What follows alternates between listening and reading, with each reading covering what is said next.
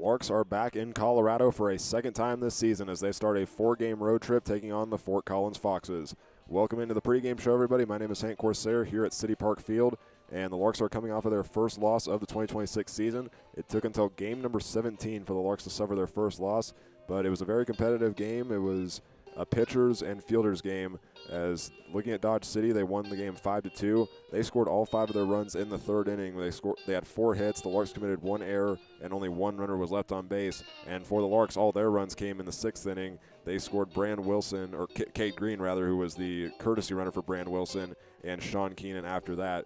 But Dodge City got the win to end their winless streak, and the final score, like I said, was 5-2. But now the Larks have a chance to get back and do so in a big way as they're traveling to Colorado to take on the Fort Collins Foxes for 2 games, and then the Game Day Angels for the next 2.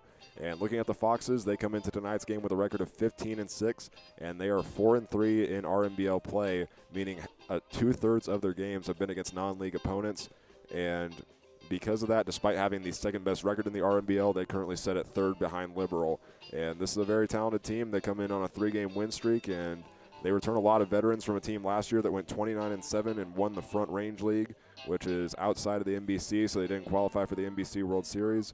But they have a lot of success. They got a lot of players returning from that team, and it should be a great matchup for the Larks tonight, as first pitch will be at 6:05 p.m. here in the Mountain Time Zone. That's 7:05 back in Hayes. That is 12 minutes away, and we'll have it up next.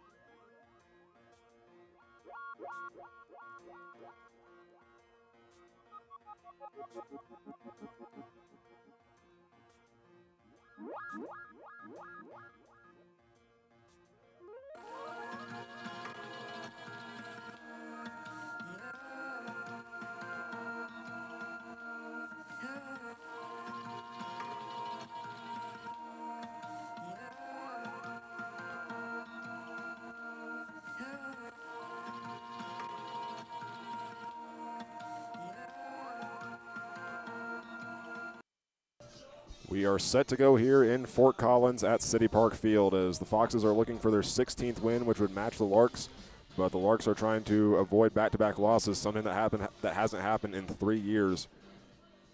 And leading off for them is number 5, Max Flowers. He's facing Rocco Harmon for the Foxes, who was just added to the roster today. He is a junior from Regis University and is originally from right here in Fort Collins. He starts off against number 5, Max Flowers, the freshman from Hutchinson Community College. Flowers awaits the first pitch. And here it comes. That one will miss down low, and that's ball 1 to Max Flowers. First pitch for tonight's game comes at 6:10 p.m., 7:10 back in Hayes. And it is great weather out here. It's 83 degrees at first pitch, very cloudy, and a very light breeze. Count now stands at 2-0 to Flowers. Here's the rest of the Larks order.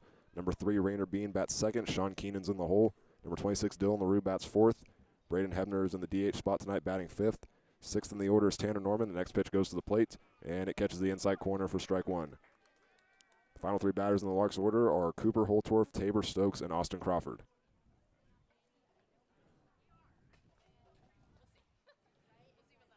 Catcher puts his glove on the outside part of the plate. Here's the 2-1. And Flowers chops this one over to the first baseman. That's Pinedo. And he will touch first base to get the first out of the inning. So with 1 out, that brings up Rainer Bean. And here is the defensive alignment for the Fort Collins Foxes. In left field is number 1, catcher Gladish. In center field, number 4, Ty Wilson. And next to him in right field is number 32, Nick Bertucci. The catcher tonight is number 15, Brody Belanger. Number 0, Ashton Pinedo just made the play over at first base. At second is Luke Sidwell, who's wearing number 2 tonight. Gavin Short is playing at third, and at the shortstop position is Genesis Nunez. Rocco Harmon gets ahead 0-1 against Rainer Bean. Playing in a team-high 17th game tonight. And the pitch goes to the plate. It misses on the outside. 1 ball and 1 strike now. The Larks are wearing their gray uniforms tonight with the Lark logo over the heart. Diagonal to that is the number, which is in blue. For the Foxes, they are wearing alternate uniforms tonight in honor of Independence Day weekend. And this one gets fouled into their dugout. And a Fox player jumped out of the way to avoid getting hit. The count is 1-2.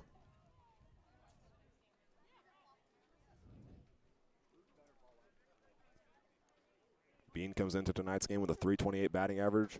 Here comes the next pitch. And he hits this one far out of play. And he stays alive as the count remains 1-2 with 1 out.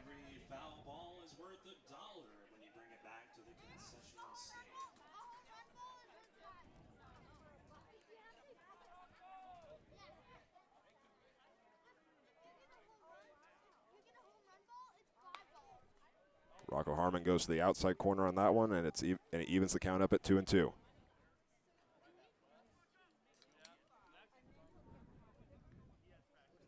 Rainer Bean comes into tonight's game having scored in 13 of the 16 that he's appeared in. Here's the 2-2 from Harmon, and that will find the outside part of the strike zone, and there is out number 2. That is Rocco Harmon's first strikeout as a Fox. As I mentioned, he was just added to the roster today, wrapping up his junior year at Regis University after 2 years at Western Nebraska Community College. As he looks for a 3-up, 3-down inning, he will face Sean Keenan. He scored 1 of the Larks' 2 runs against the A's. He got on base through 2 walks.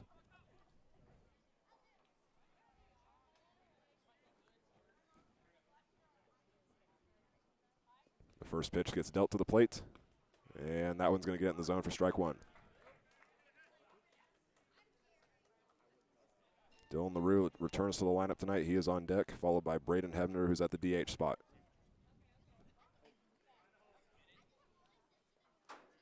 The catcher again wants this one down the middle. The pitch is on its way, and this one's a fly ball. It's going to go into center field and drop into the shallow part of the outfield, and Sean Keenan's got the first hit of tonight's game.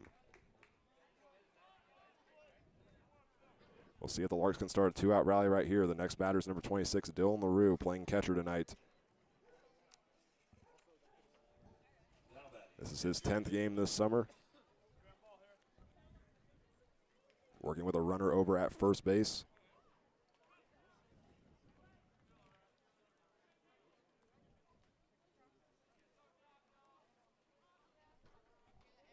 Harmon goes with a quicker windup this time, and this is a line drive by Dylan LaRue, and this one's going to roll in between the right center gap.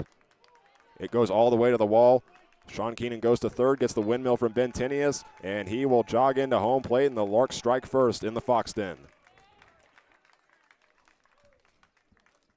The 12th RBI of the summer for Dylan LaRue, and Cade Green is making his way out to sub in as a courtesy runner.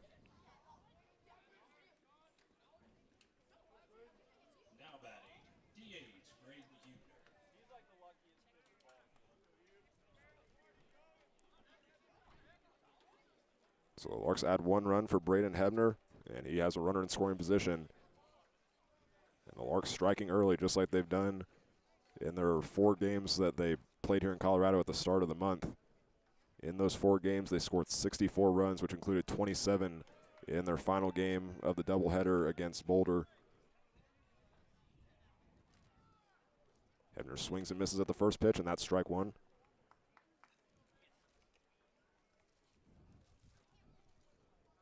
Hebner brought home one of the runs in the last game against Dodge City. This one takes a bounce. Taking off for third base is Cade Green, rather, and he's going to slide in safely as the ball goes wide, but Gavin Short's still able to catch it.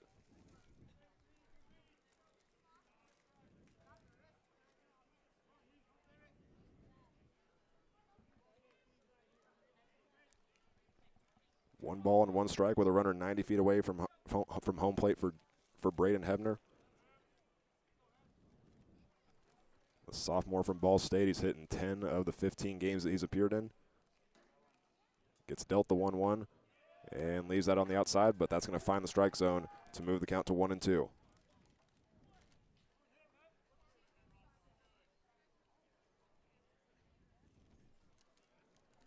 Cade Green staying very close to the third base bag, but staying behind the foul line.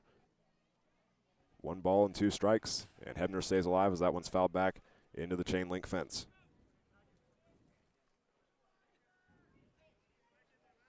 So far this inning, the Larks have 2 hits. That's Sean Keenan, who was brought home, or he had a single and then was brought home on the RBI double from Dylan LaRue. Here comes the pitch, and that's left high and outside to even the count up at 2-2. Hebner has a .352 average in tonight's game. One of 10 Larks batters batting above 300. This time the catcher wants it on the outside again. And there is out number 3 as Braden Hebner swings and misses. That's 2 strikeouts in the inning for Rocco Harmon, but the Larks get their first run of the night as Sean Keenan's brought home on the RBI double from Dylan LaRue. And we'll see how the Larks respond in the bottom half of the first as Charlie Pierce takes the mound for his first career start.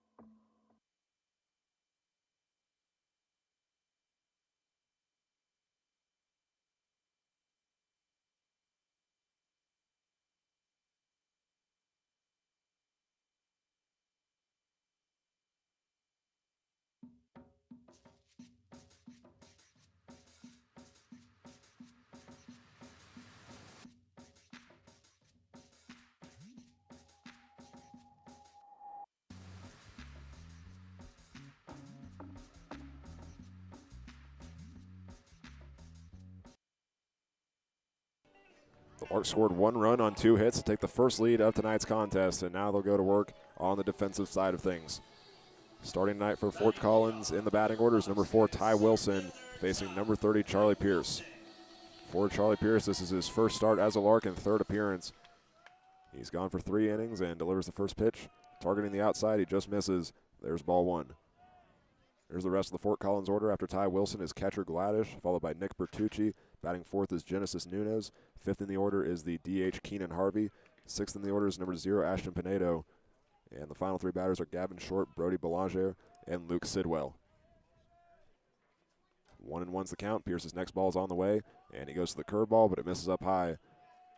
It is a tied count at 2-1.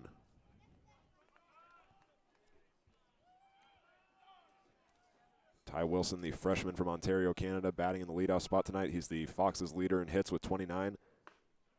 And he's going to fall behind 2-2 as Charlie Pierce finds the outside part of the plate. Charlie Pierce comes into tonight's game with 6 strikeouts in 3 innings pitched.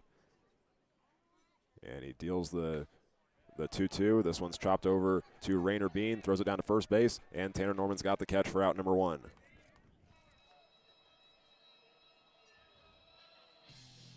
So the Larks get the first out on a 5-3 play, and that brings up catcher Gladish, the sophomore from Brighton, Colorado. Here's a look at the Larks' defensive alignment tonight.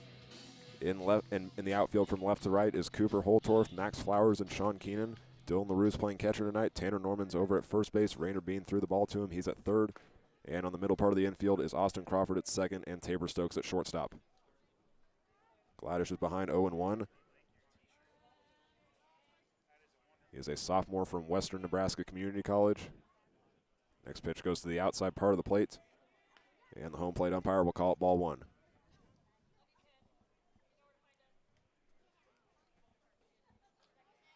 Gladish has gotten a hit in 15 of the 19 games he's appeared in with the Foxes.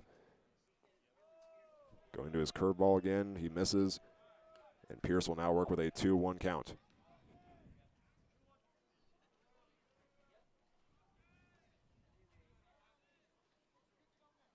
LaRue wants the pitch low and outside, and here it comes. And that one is right down Broadway for strike 2. So that's back-to-back batters to start for Charlie Pierce with a 2-2 count. He looks for his 7th strikeout in his 3rd game. He deals it, and this one will be chopped foul and fielded barehandedly by one of the Larks players. I think that was Brand Wilson, or correction, that was Cade Green that fielded it.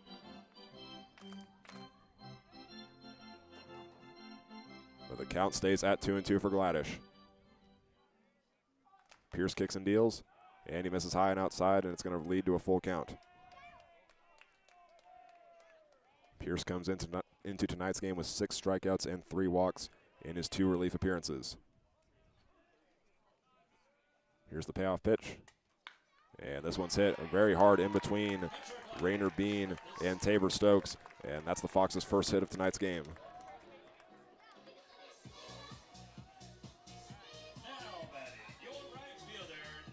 That brings up number 32, Nick Bertucci. He is a 4th-year player for this Foxes team.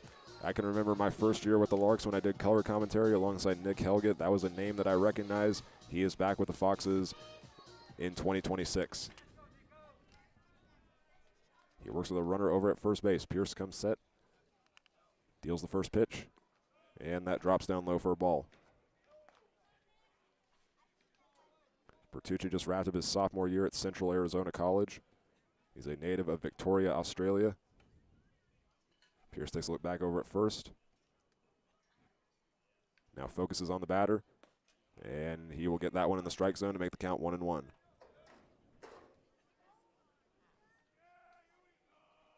Bertucci's a batter that you have to be careful against. He has more home runs than base hits. He has 12 on the year, along with his 8 base hits. That means his slugging percentage is above 1. He thought about going around there. That was high and inside, but he held back just enough to get a tied count.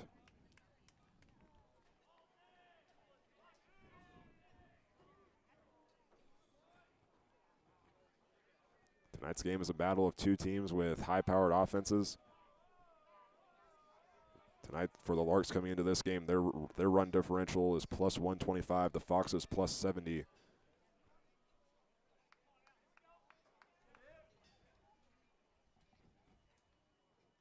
2-1's on the way, and it finds the outside part of the plate.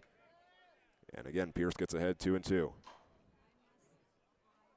It's now 3 batters that he's faced with a 2-2 count. Ty Wilson grounded out, but catcher Gladish fought back up to a full count and eventually walked on got a single on the 7th pitch. And here it comes. This one's on the outside corner, and there is the strikeout for Charlie Pierce, and that's out number 2.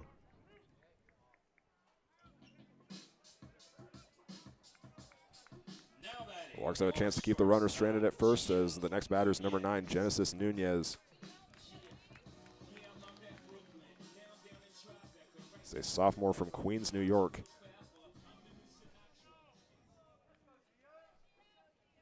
Pierce to look back at first base once again. This one's a high fly ball deep into center field. Max Flowers runs back for it, and that will hit off the top of the fence. And he will throw it in to Austin Crawford. The throw goes to home, and the tag is in time, and the Larks end the inning with an out at home. A big throw there. It went from Max Flowers to Austin Crawford and then to Dylan LaRue to get the 3rd out and keep that 0 on the scoreboard. The Larks will have their 6, 7, 8 batters up next when we come back for the top of the 2nd inning.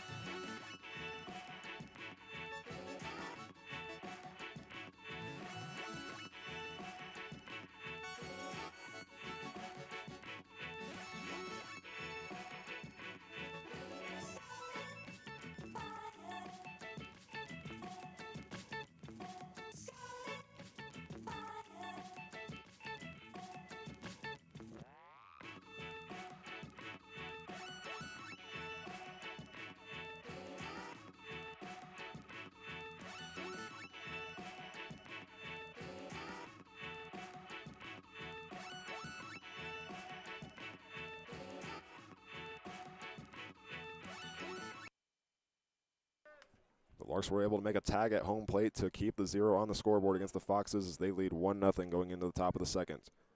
Tanner Norman leads off the inning, followed by Cooper Holtorf and Tabor Stokes.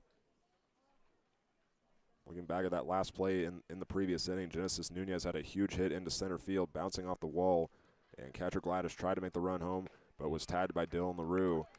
And that was kind of an unlucky break for Nunez because that very easily could have been a home run as it hit the top part of the outfield fence, which dead center is 378 feet, but from starting at the 352-foot mark, the fence starts to elevate a little bit, and it hit the top part. So 1-0 is our score, and the count is 0-2 now to Tanner Norman.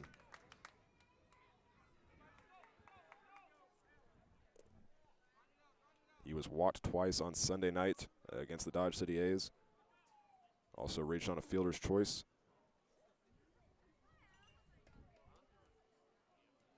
He now battles back against an 0-2 count against Rocco Harmon in his first game with the Foxes. And that time Norman holds back just enough.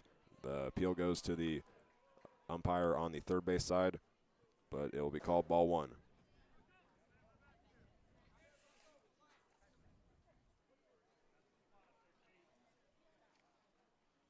Norman raises his bat. Harmon delivers the pitch. And that one misses on the outside. And Norman battles back up to an even count with 2 balls and 2 strikes. And the shortstop, Genesis Nunez, will throw that one back into Harmon.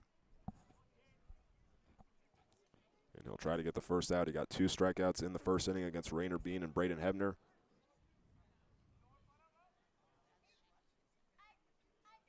And here comes the 2-2. That one's inside. Almost went by the feet of Tanner Norman, and he works back up to a full count after being down 0-2.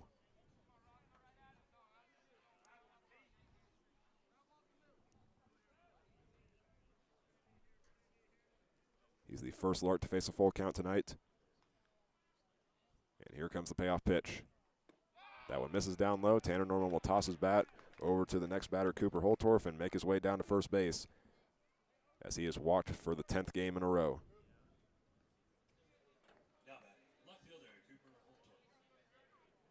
So Cooper Holtorf returns to the lineup tonight. He is one of 3 new faces, along with Max Flowers and Dylan LaRue. Holtorf's trying to extend a 9-game hit streak. So he has hit in every game except his first. And he starts down 0-1. As both teams have found out that the strike zone is on the outside part of the plate tonight.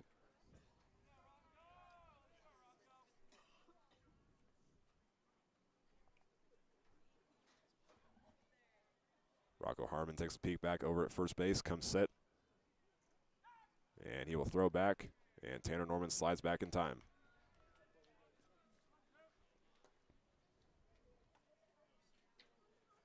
In the last inning, the Larks scored 1 run on 2 hits. And that run was Sean Keenan, scored all the way from first on an RBI double. Holtorf pops this one up into left field. Gladys runs up on it, and he goes all the way to the shallow outfield, and he's got the catch for the first out.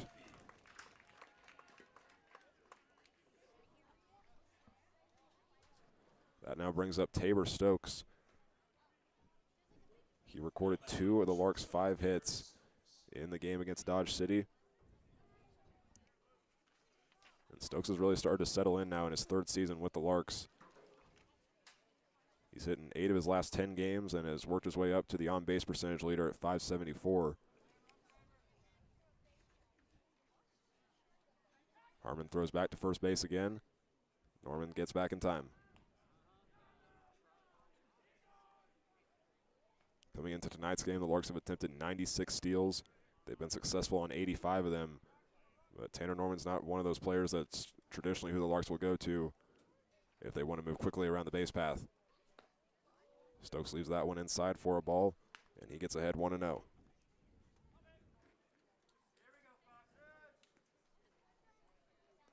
Austin Crawford is in the on-deck circle. Max Flowers is the leadoff batter in the hole. The pitch is on the way, and finding the low outside corner is Harmon again, and there's strike 1.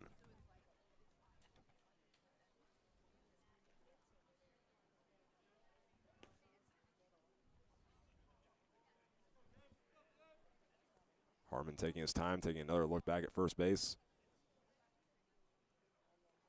And Stokes hits this one over the shortstop Nunez, and he lost control of the ball. He will look over at first, and he will just concede it, and the Larks will advance runners both bases.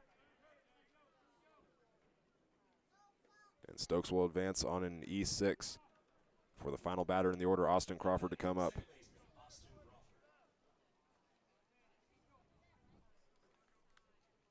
Crawford was 1 for 4 against Dodge City on Sunday night.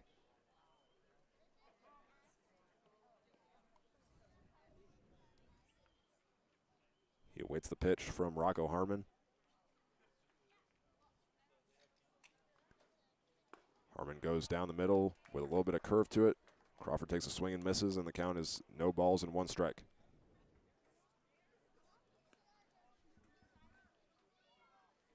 Crawford just wrapped up his freshman year at Hutchinson Community College. He'll be playing here in the Centennial State next season at CSU Pueblo, where he committed in early March. He's down 0-1 and leaves that one low for a ball.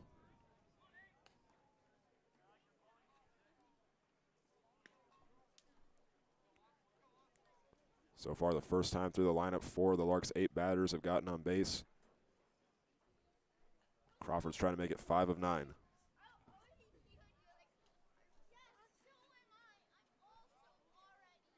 Harmon delivers the 1-1, and Crawford fouls this one back into the fence. And he trails 1-2.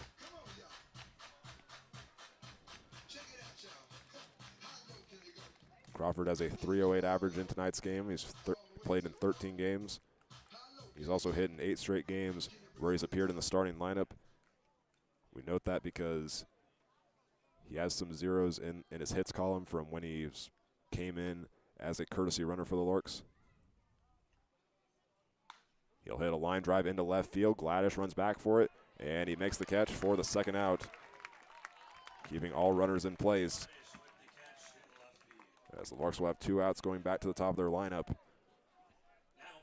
And catcher Gladish has been responsible for both outs so far here in the second.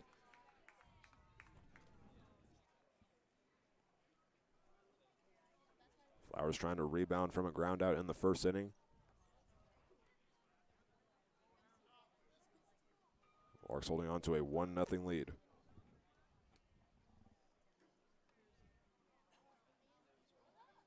Harmon continues to look at Tanner Norman as he is the lead runner. And Flowers hits a line drive deep into right field. Bertucci runs back for this one, and he reaches his arm up and makes the catch and retires the side and leaves the runners stranded at first and second base. Larks will try to hold on to their 1-0 lead as they will face the 5, 6, 7 batters up next for the Fort Collins Foxes.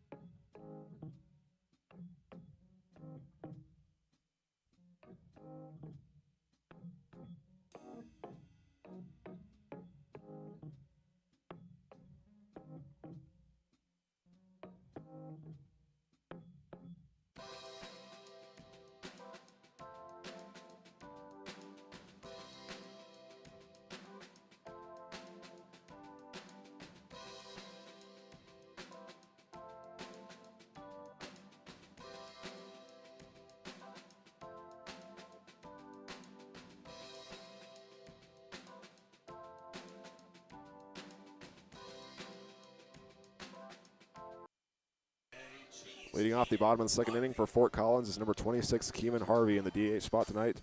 He's facing number 30, Charlie Pierce, in his first start as a Lark. And the first pitch is on the way, and it's left upstairs for a ball. Pretty great showing tonight from both fans. It's a lot of Fort Collins fans, but there's some Hayes fans that have made their way out to the Fox Den to watch tonight's game. Fouling that one back is Harvey, now facing a count that is 1-1.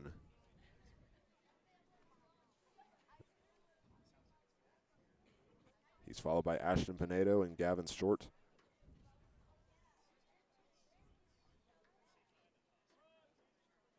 LaRue puts his glove on the outside part of the plate. That's where a lot of the strikes have been called tonight, but this one's low and inside for a tied 2-1 count to number 26, Keenan Harvey.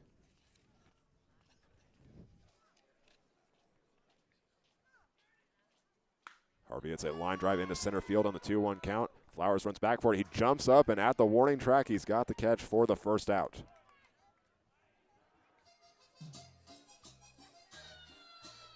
That'll bring up number 0, Ashton Pinedo, playing first base tonight. So this inning, the Foxes are led off by 2 Division I players, as Keenan Harvey just wrapped up this season at Coppin State, and Ashton Pinedo just played his senior year at St. Bonaventure. 0-1 to Pinedo with a team-high .462 batting average. Pierce takes a deep breath, now deals the next pitch. And this one's hit over to the second baseman. That's Austin Crawford. Lost control of it and has to get it over to Tanner Norman quickly, but it's not going to be in time, and that's an E4 for the Larks. So both teams have committed an error here in the second inning. That brings up number 20, Gavin Short for the Foxes. Gavin Short's actually a Kansas native. Just wrapped up his senior year at Mays High School. He's committed to play at Kansas City, Kansas Community College.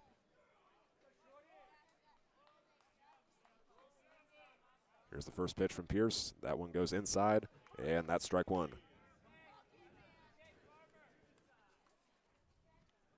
This is a battle of two future Jayhawk Conference rivals right here. As I mentioned, Short is committed to play at Kansas City, Kansas. Charlie Pierce is transferring from Old Dominion to Cloud County Community College. He just dealt the first ball to Short. He's batting 7th in the order, followed by Brody Belanger and Luke Sidwell. Tanner Norman's covering the first base bag. Pierce deals the 1-1, and he finds the strike zone again to get ahead 1-2. The ball does look like it's going pretty far outside for both teams, but the umpires called it that way for both. Charlie Pierce looking for his second strikeout. He kicks and deals, and that one's fouled back into the cage. And Short stays alive.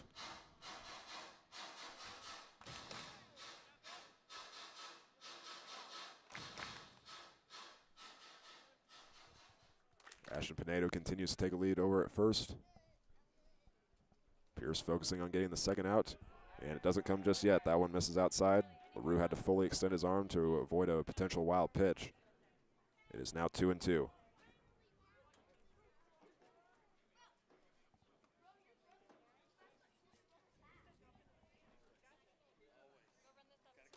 It goes quiet for the 2-2 count from Charlie Pierce.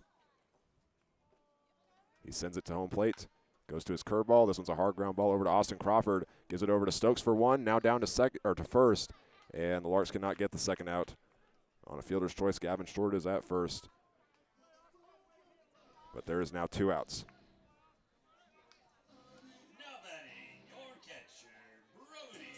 That'll bring up tonight's catcher, number 15, Brody Belanger. He's a freshman from Monroe, Louisiana.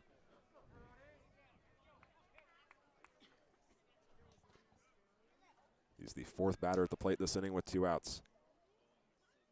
The pitch is on the way from Pierce, and that's a swing and a miss. And the count is 0-1.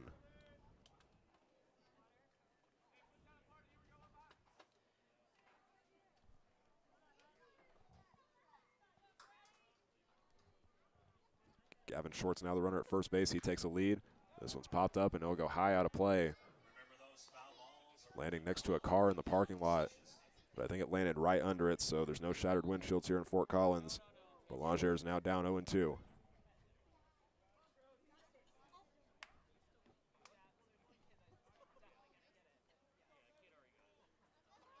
Pierce going for his second strikeout of the night as he delivers the pitch, and that one misses outside for the first ball. Pierce is a native of Boulder, Colorado, where he attended Monarch High School, and he ranks 2nd in school history for career strikeouts. So if he gets one right here, it would be his 8th as a Lark. And he will go outside, and the first base umpire will say he did not go around. So that is ball 2.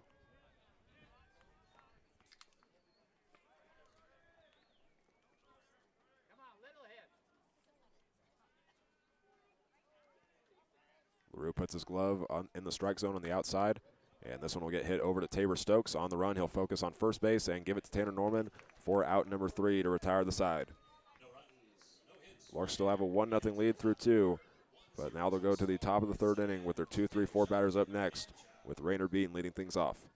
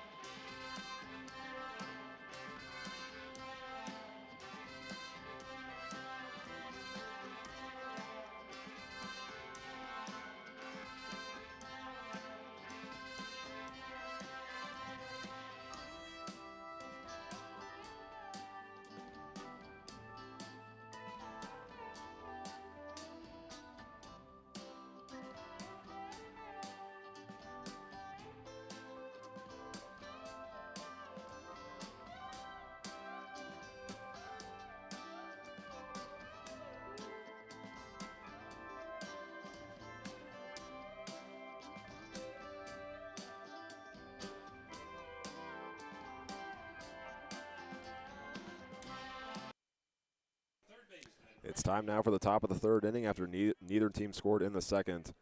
Rainer Bean leads off the inning, still facing the starter Rocco Harmon. Just added to the roster today, playing in his first game with the team. He goes outside for the first pitch and is ahead 0-1 against Rainer Bean.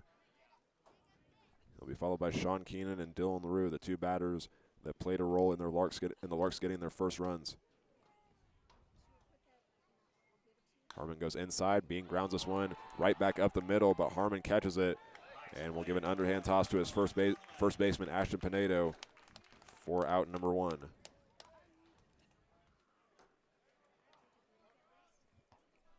That was a good heads-up play there by the pitcher. Just put his glove down and made the play for the first out.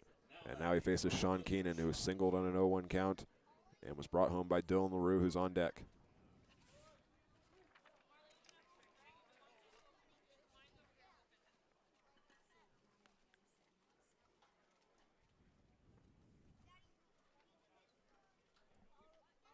Keenan's now gotten a hit in 13 of his 15 games. He'll leave the first pitch inside for ball 1. So coming into tonight's game, he's gotten at least 1 hit in 12 games, and those were all in 2 different streaks that were both 6 games long. The first one ran from June 1st to June 14th, and then the next one from the 17th to the 27th. He'll hit this one over to the first baseman, and it rolls into right field, and he's got his second hit of the game as he occupies first base.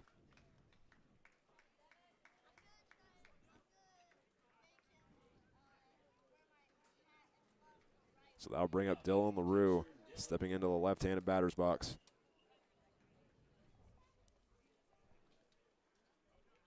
He brought Keenan home on the RBI double, and then from there, Cade Green took things over as the courtesy runner because LaRue's playing catcher tonight.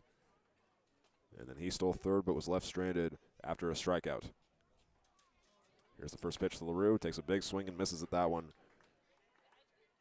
And he's down 0-1.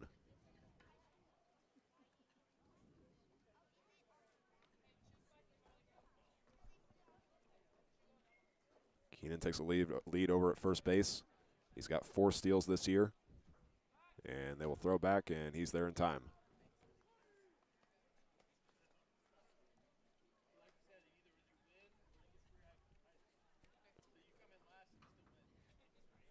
Harmon continues to watch Keenan. Here's the next pitch, and Keenan takes off for second base. That was a ball on the pitch, and the throw misses out left. So no tag is made for Keenan as he's now in scoring position.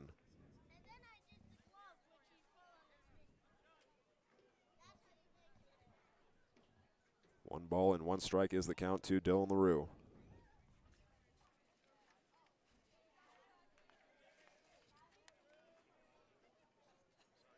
This is his 10th game. That last double was his 10th hit this season. And he's now down 1-2 as Harmon finds the strike zone.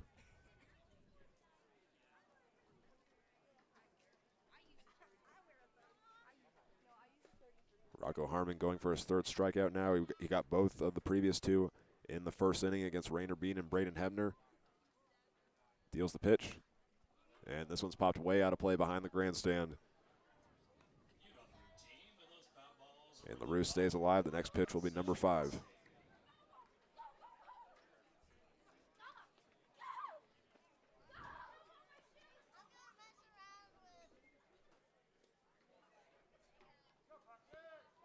The catcher puts his glove low and outside. It is Belanger. The pitch is on its way. And that one sounded like a broken bat, but either way, it's a slow roller over to first base that Pinedo picks up. And he tags first base for out number 2. But that puts Sean Keenan 90 feet away from home plate over at third. Now batting, DH Braden Hebner. Next up is the DH Braden Hebner.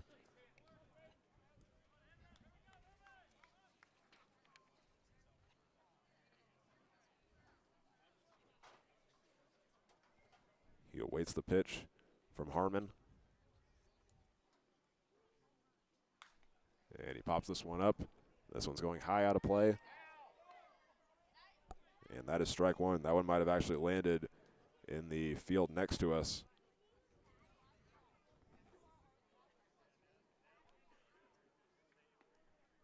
But Rocco Harmon gets ahead with 1 strike. He joins the Foxes after finishing his first year at Regis University. Before that, he played for a couple seasons at Western Nebraska Community College. And he gets ahead 0-2 as Hebner fouls back another one in a similar spot.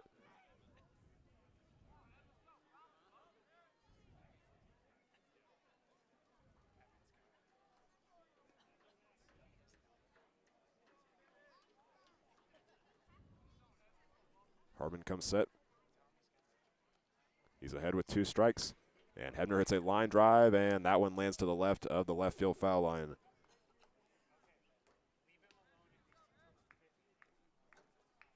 And Hebner will stay alive, looking for the hit.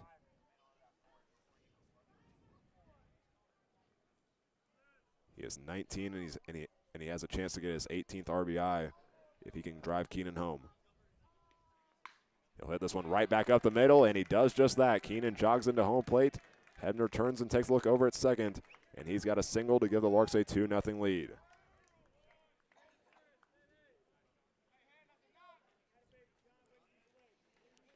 That brings up number 34, Tanner Norman, who was the leadoff batter in the last inning. He walked on a full count and made it all the way to second base before the third and final out was recorded.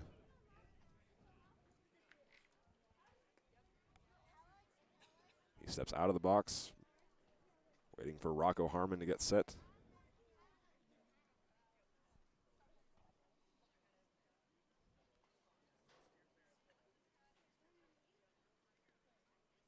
Here comes the pitch. And Norman hits this one high into the air, and it's going to land way out of play on the left field side. And some kids are going to go run after that one. I think that Fort Collins does the same thing that Larks Park does, that if a kid retrieves a foul ball, they can bring it back for $1.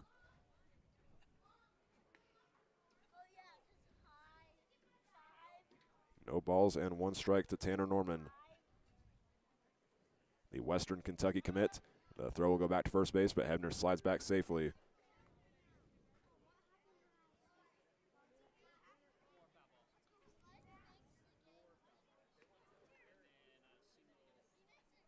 Hebner stole a base against Dodge City. That was just his 3rd of the summer. We'll see if he decides to go right here. He won't go just yet. He gets back in time. Hey, Mom.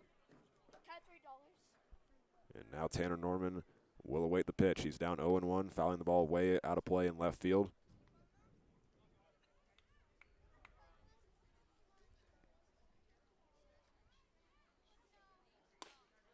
This one misses up high for a ball to Norman. When he made his first plate appearance tonight, he was down 0-2, and then the next 4 pitches were all balls. And he was able to get the walk.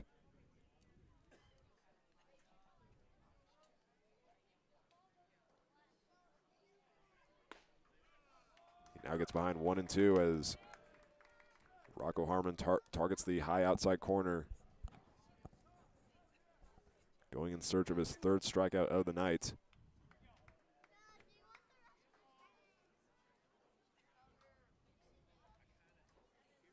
As expected, the catcher will go to the outside. And that will be a called strike 3 by the home plate umpire, and that will end the inning. But the Larks get on the board once again. An RBI single from Braden Hebner brings home Sean Keenan, and the Larks are ahead 2-0.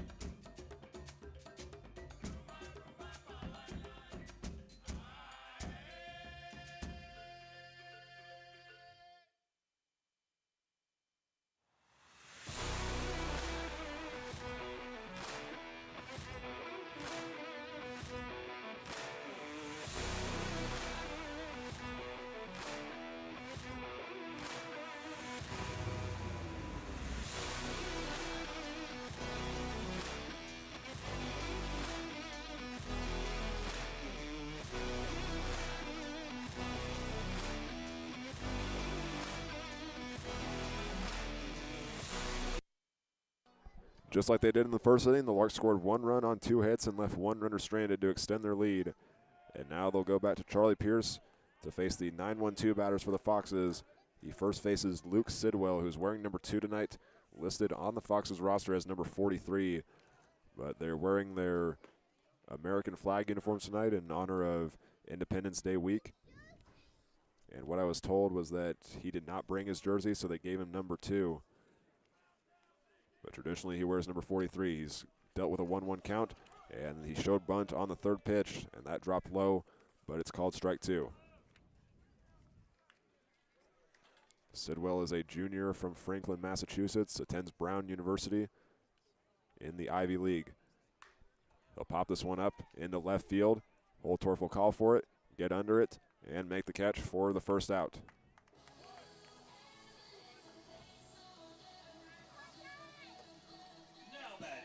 The Larks have gotten the leadoff batter out in all 3 innings now as the Foxes go back to the top of their order.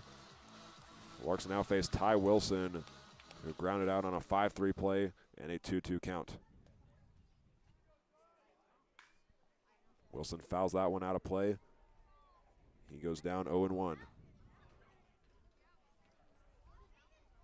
Wilson is a freshman from Hutchinson Community College, meaning he is college teammates with Austin Crawford and Max Flowers.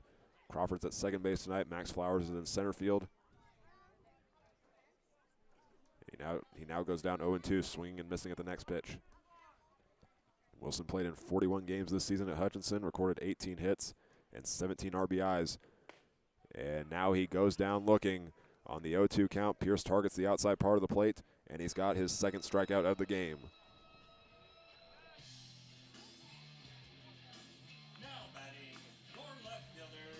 So far, those 2 strikeouts for Pierce, both of them have been looking for the Foxes, and they're trying to avoid a 3-up, 3-down inning after they sent 4 batters up to the plate in both the 1st and 2nd.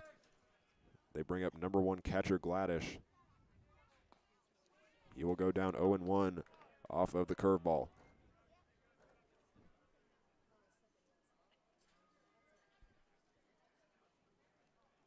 Gladish just played his sophomore season at Western Nebraska Community College, appeared in 53 games. Finished with a .355 average and .683 slugging percentage. Count is 1-1. LaRue goes low and outside. Pierce targets that area but misses, tying the count up at 2-1.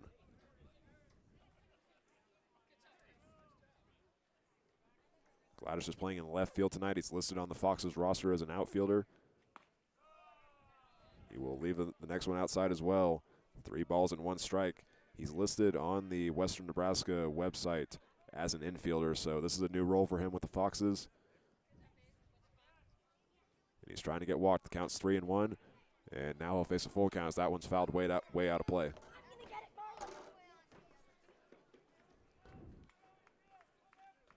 And again, the kids will run after the foul ball here in Fort Collins, just like they do at Larks Park.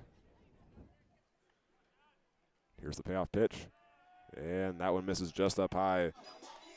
Pierce was trying to make it drop, but was unsuccessful in doing so, and that's the 5th base runner of the night for the Foxes. So far, the same thing has happened for them in each of the first 2 innings. They get a runner on, and their lead runner gets out after the next one gets on. In the first inning, catcher Gladish got on through a single, so he just walked again. He tried going home after a double from Genesis Nunez, but he would be tagged out at home. Now up is Nick Bertucci, who starts with a ball. He struck out looking on a 2-2 count in the first inning. Pierce taking his time, delivers the pitch. Goes low on that one, and that's now 2 balls.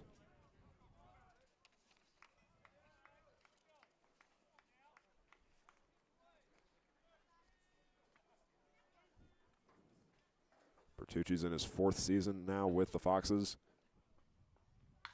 And he'll hit a fly ball deep into left center field. Holtorf and Flowers both go after it. Flowers jumps up, and that hits off the fence. And Bertucci records a double. The Larks will try to make the throw home, but Stokes will just hold on to it. And Bertucci gets the RBI double, scoring catcher Gladish.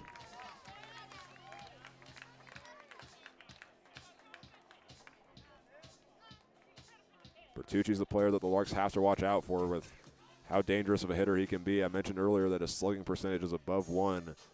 He has more home runs than singles, and he is the Fox's all-time leader in home runs. He has 40 in his career. And he's now over at second base. After the Fox's first run, Keith Harper will have a meeting with Charlie Pierce. It does not look like the Larks are warming up anybody right now. And this is also the second road game in a row for the Larks where the bullpen is basically in foul territory. The Larks are also over at third base for the first time this season as the road team.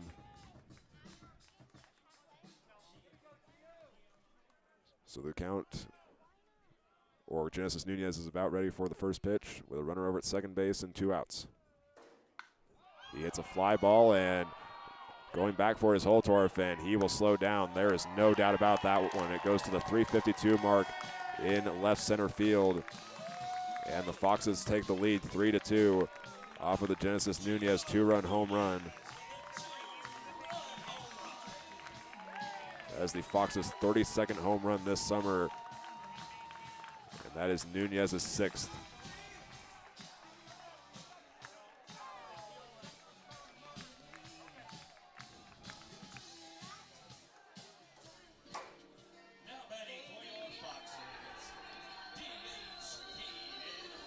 So off the 2-run home run, that brings up the DH, Keenan Harvey.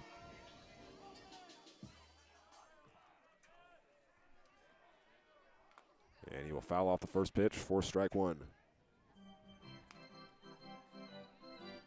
Harvey, we mentioned already, is a Division I player for this Foxes team. Just wrapped up this season at Coppin State. And I believe the Eagles play in the MEAC conference. But he's looking for a new home right now. He entered the transfer portal on June 1st. And on the 0-1, Pierce targets the outside part of the plate. It goes low, evening the count up with 1 ball and 1 strike.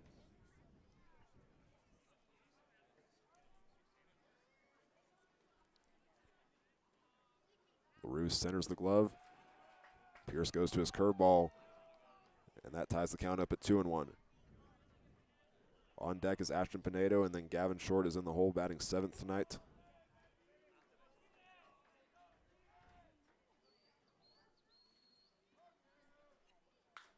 And this one's popped up high in the air into the infield.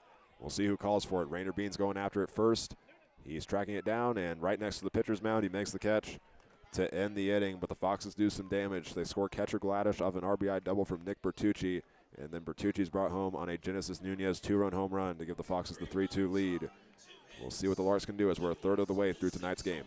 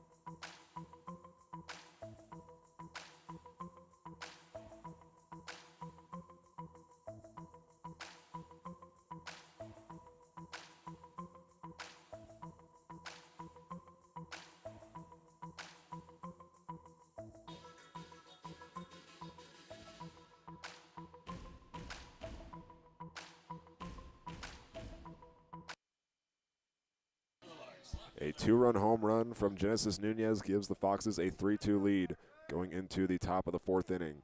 It's the bottom third of the Larks order facing Rocco Harmon still. It is Cooper Holtorf, Tabor Stokes, and Austin Crawford. And the first pitch is a chopper over to the shortstop. That is Nunez. He has a long throw to make, and he does not get it there in time. Holtorf beats the throw and gets the single as the leadoff runner. So with that, he extends his hit streak to 10 games and brings up Tabor Stokes, the shortstop from Mustang, Oklahoma. Now batting, shortstop Tabor Stokes. Stokes reached on an error in his first appearance from the shortstop, Genesis Nunez.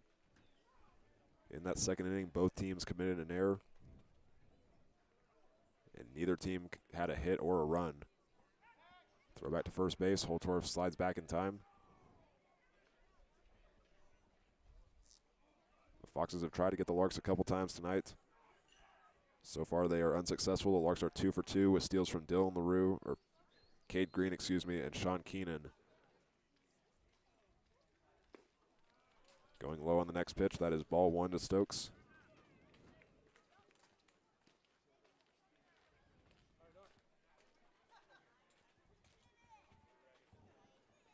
We talked about Stokes has really settled into the Larks this season. He's now the team leader in on-base percentage at .574. Throw back to first base is again not in time. And had a very big performance in this last series against Dodge City. The Larks took the first 2 games. Dodge won the third. In that game down in Dodge, he had 3 hits and scored 4 of the Larks runs while also driving in 2. Count now stands at 1-1.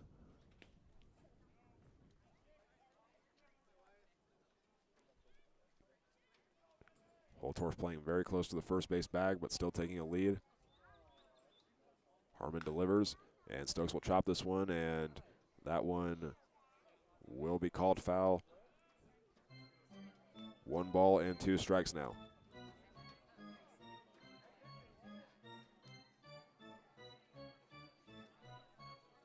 Stokes is followed by Austin Crawford and Max Flowers. Both of those two are college teammates. Stokes is a former Hutchinson Blue Dragon.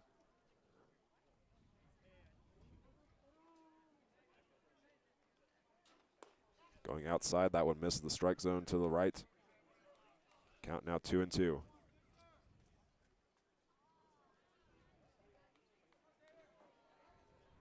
see if Holtorf decides to take off for second base. He comes into tonight's game with 7 steals. Had 19 in his first season at Oklahoma City. And he will take off for second base. Stokes hits a ground ball over to the third baseman. And because of the lead taken by Holtorf, he can only get 1 out. But he is successful in doing so, as that is out number 1 from Stokes. That brings up number 8, Austin Crawford, the freshman from Lawrence, Kansas. He flew out to left field in his first appearance. And a good hit right here can tie the game up at 3 apiece after a 3-run third inning from the Foxes, which included a double and a 2-run home run.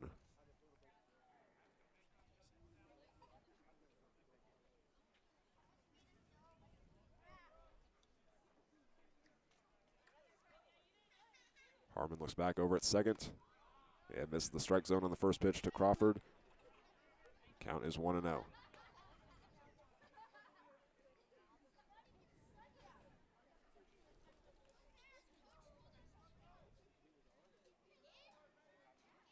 Harmon comes set, takes a look back at second base, and finds the strike zone there against Crawford.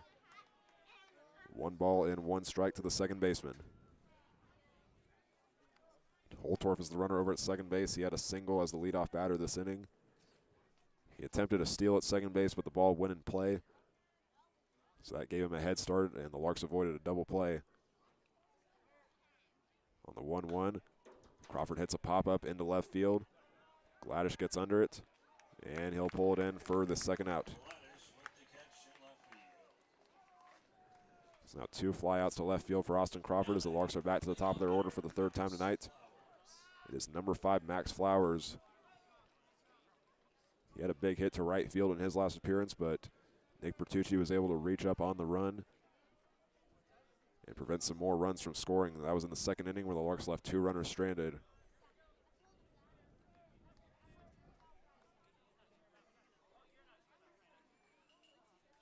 Flowers awaits the pitch from the right-hander. it's on its way. He'll hit this one over to the shortstop, Nunez, and this one's going to roll into the outfield. Tenius will send Holtorf home, and he will beat the throw, sliding into home plate. Flowers takes off for second, and that one's going to roll into the outfield, but Flowers started running to third. He will stay put, and the Larks tie the game up just like that.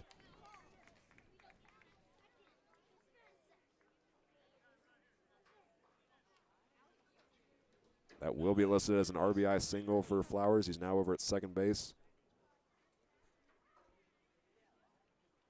Bringing up the Murray State Aggie, Rainer Bean.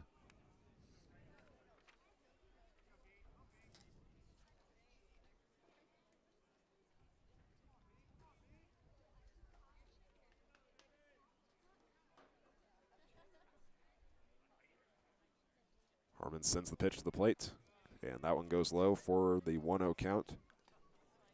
So far, neither team has warmed up any pitchers tonight. We'll see if that changes for the Larks. This is a league game tonight,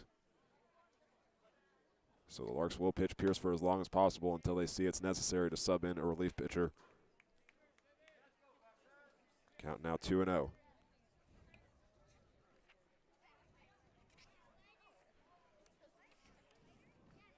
Looking at some of the Larks' past games where they've gotten wins, the second game of the series against Dodge City, Simon Lunsford went for 5 innings.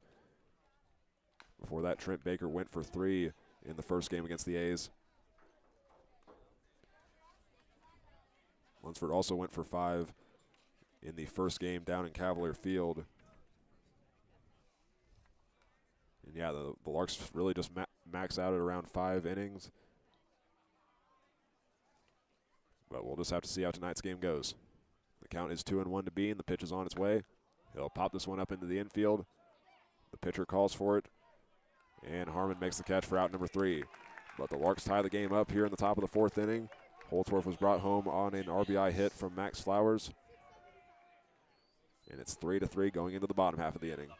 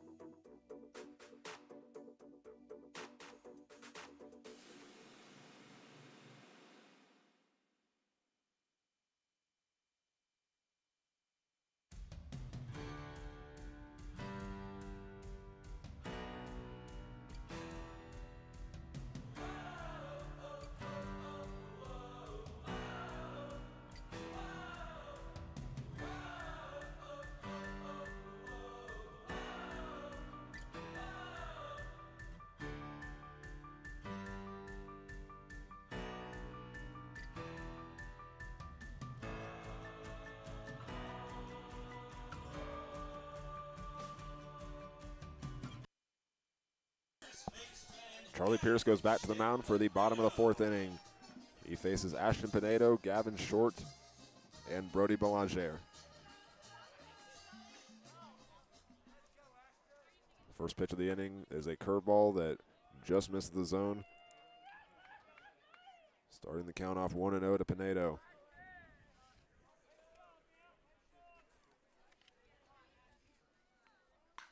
Next one is a line drive, and jumping up and making the catch is Austin Crawford for out number 1. Able to track it all the way into his glove. Had to slide a little bit to his right. But there's out number 1, and next up is number 20, Gavin Short for the Foxes.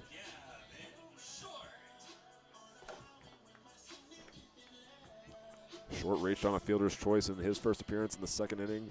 That was on a 2-2 count.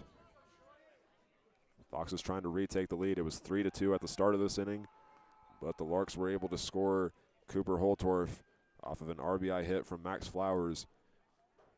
In every inning that the Larks have recorded a run, they've had 2 hits, and they've left 1 runner on base. A pop-up here by Short goes into right field. Keenan just needs gravity to help him out now, and he's got the catch for out number 2. Now batting, your catcher, number 15. So as the Foxes look to avoid a 3-up, 3-down inning, they'll bring up number 15, Brody Belanger, the catcher. He just wrapped up his freshman season at Northwestern State. He was a redshirt this season with the Demons. But he comes into tonight's game with 8 hits in 8 games with the Foxes. He'll hit a ground ball over to Tabor Stokes, gives it over to Tanner Norman, and the Larks turn a 3-up, 3-down inning in the bottom of the 4th to keep this game tied up. Sean Keenan will lead things off in the top of the 5th inning as the Larks look to retake the lead for the first time since the top half of the 3rd inning.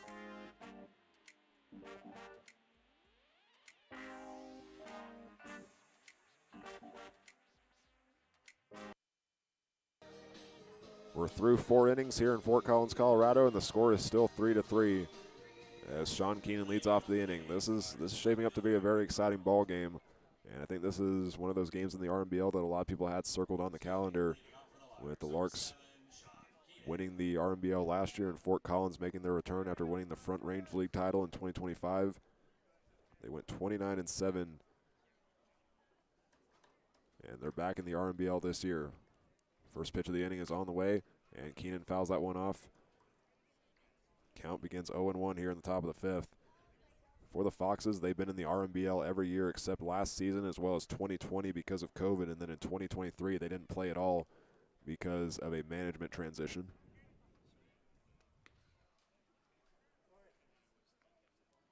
Keenan returns to the left-handed batter's box, still facing the starter, Rocco Harmon.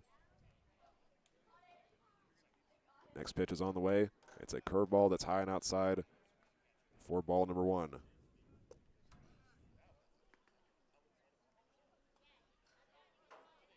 Foxes do have a pitcher warming up right now in their bullpen. That is number 11, Cedric Martin. He's listed as 21, but is wearing 11 tonight. Keenan fouls off the next pitch. He goes down 1-2. And I wonder if that one hit a car in the parking lot based on the crowd reaction. It's a little tough to tell, but it might have actually almost hit a moving car. Either way, 1-2 now to Sean Keenan, no outs. And he grounds this one to the third baseman. It takes a big hop into his glove, and Pinedo runs over to the bag for the first out.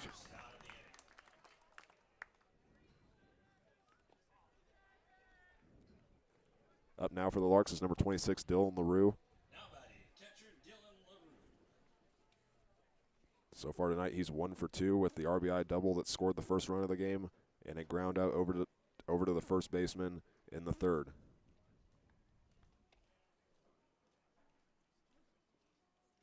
Belanger goes way outside of the plate.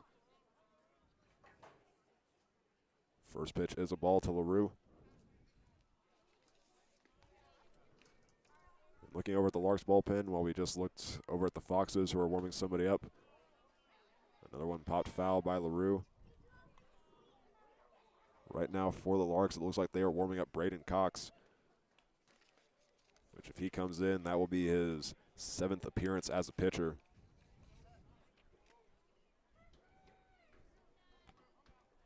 1-1's on the way, and LaRue fouls that one back.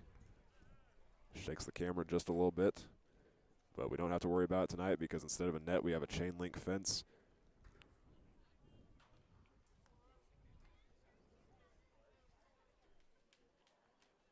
LaRue trying to avoid a strikeout as the count is 1-2. Rocco Harmon's already gotten 3 Larks tonight as he sends the next ball to the plate, and he adds another one right there as LaRue takes a swing and misses. There's now 2 outs on the scoreboard. And next up is number 20, Braden Hebner, the DH.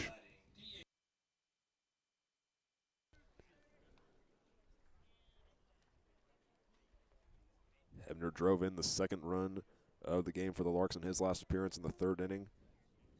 That was an RBI single that scored Sean Keenan. And he hits a line drive, and it gets past the second baseman, and he's got his 2nd hit of the night. As Hebner will stand over at first base. Trying to start a 2-out rally is Tanner Norman, the next batter in the Larks order. Now batting first baseman, Tanner Norman. That now gives Braden Hebner 7 multi-hit games this summer with the Larks.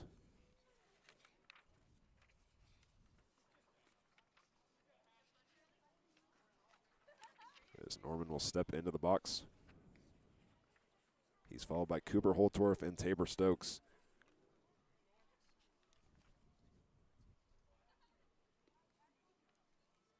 Harmon's pitch is delivered, and it's inside at the knees of Norman. 1 ball and no strikes.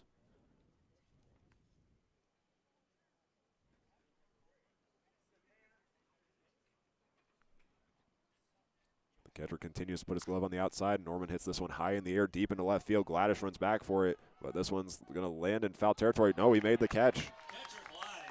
It was a long run for catcher Gladys. That one looked like it was going to land far in foul territory, but he was able to get there, and he ends the inning with that catch. As the Larks leave 1 runner stranded off of 1 hit. Bottom half of the inning is up next.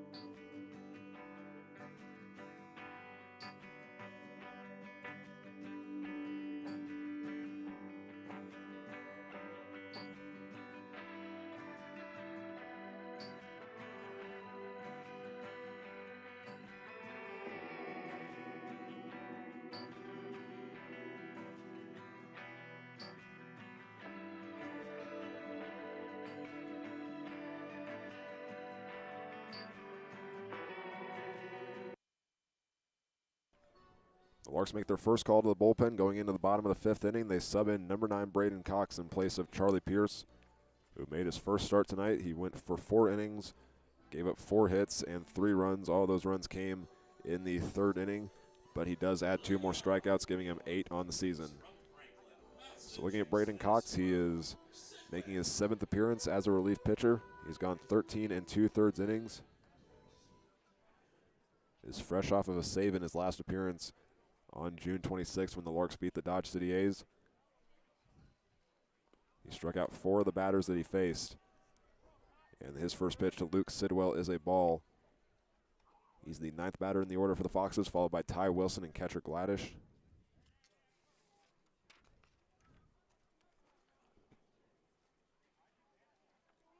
LaRue wants this one down the middle. It goes there, or actually it goes a little bit low. Sidwell is ahead with 2 balls and no strikes. Wearing number 2 tonight instead of his traditional number 43. Sidwell is a junior from Franklin, Massachusetts. He's now ahead 3-0.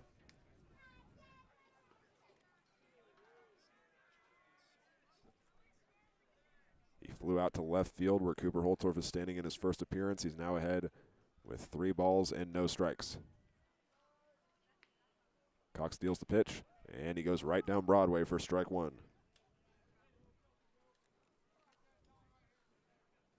This is Sidwell's first season with the Foxes. Last summer, he played in the Cranberry League for the Massachusetts Hurricanes. And he will walk on a 3-1 count as that one takes a bounce on home plate.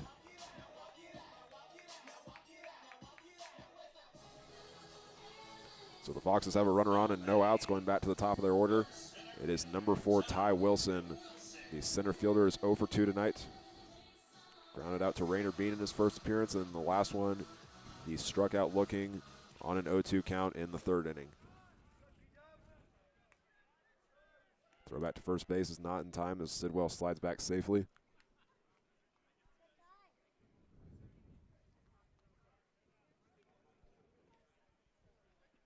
Wilson's from Ontario, Canada, and played his freshman season at Hutchinson Community College. His first pitch is going to go in the low part of the zone for a strike. This season with the Blue Dragons, he appeared in 41 games, recorded 18 hits, scored 30 runs, and that gave him a .286 average altogether. And this one's a line drive on an 0-1 count. It takes 1 bounce in front of Sean Keenan in right field. And both runners will advance to their next station, still with no outs.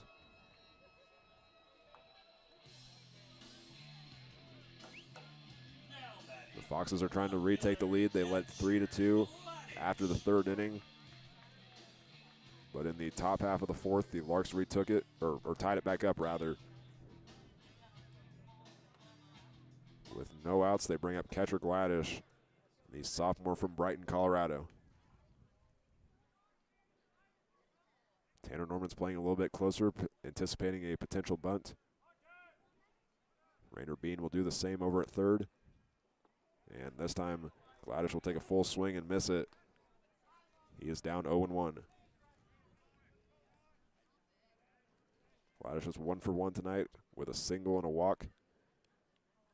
He's gotten on base both times, facing a full count. He now faces 1 strike. Here's the next pitch.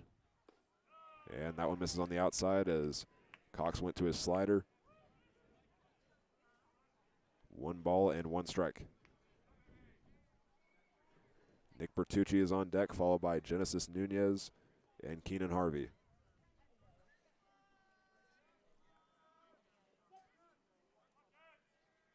To make the count uneven, Cox goes low and finds the zone to get ahead with 2 strikes. Cox has 18 strikeouts in 6 games.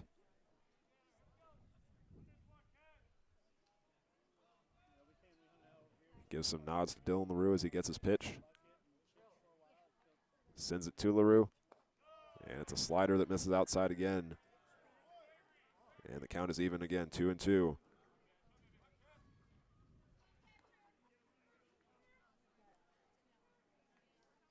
Gladys trying to get on base for the third time tonight and advance the 2 runners.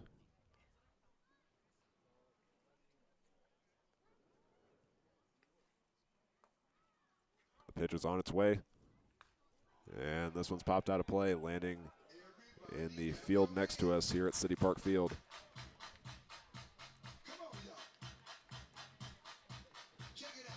Count remains 2-2.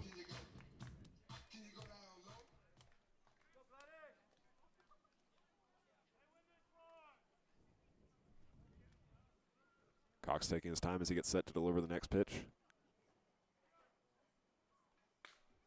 And this one's a line drive going into right field, and they'll go in foul territory. Catching it in the bullpen for the Foxes is number 11, Cedric Martin.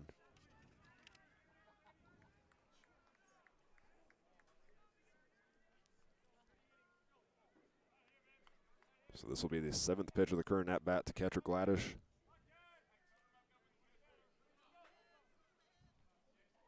The sophomore has not gotten out tonight.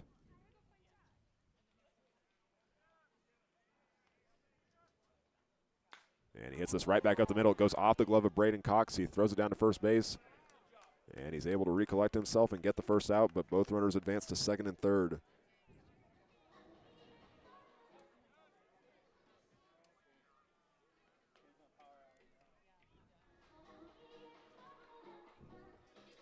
Cox had to duck out of the way to avoid getting hit on that line drive. But he's able to pick it back up, and now up is number 32, Nick Bertucci. He struck out looking in his first appearance. His most recent appearance, though, was the RBI double that scored the first run, and then he was brought home on a 2-run home run from Genesis Nunez, who's on deck. And Bertucci's double very easily could have been a home run. It hit the top of the center field fence. There is 1 out, and Bertucci swings and misses for strike 1.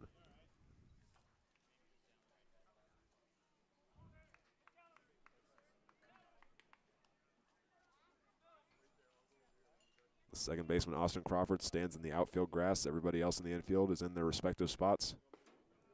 And now Cox is ahead 0-2, finding the strike zone, and Bertucci watches it go by.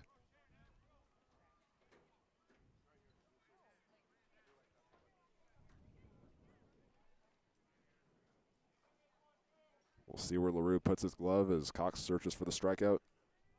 Comes into tonight's game with 18. And that one's fouled straight back. Bertucci stays alive. I was told by some of the players for the Larks that have seen Bertucci before is that he does tend to strike out a lot, but that's because he does try to send it for the fence, and that is definitely true. As he has 40 home runs in his 4 years here in Fort Collins.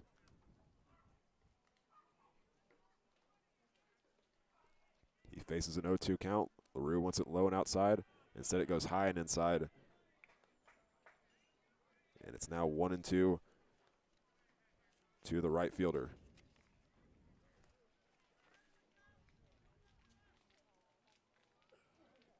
Bertucci's a sophomore from Central Arizona College. Played in 48 games in his career there. And on the next pitch, he will take a swing and miss at it. And there's the strikeout for Braden Cox, and 2 outs go up on the scoreboard as the Larks look to keep those 2 runners stranded. They have Luke Sidwell at third and Ty Wilson at second.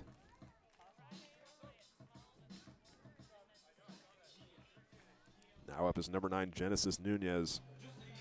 And Keith Harper will have a meeting, and that's probably expected because Genesis Nunez had the 2-run home run, and he's also had a double. But on that play, that was in the first inning, he had catcher Gladish over at first base, and Gladish tried to make the run home, but the Larks were able to get the throw at home plate and get him out to retire the inning. So they will talk things over very fast, and Harper will make his walk back to the dugout. Now batting, shortstop Gio Nunez. We'll see how Nunez approaches this one against a new pitcher. Those first 2 appearances were both against Charlie Pierce.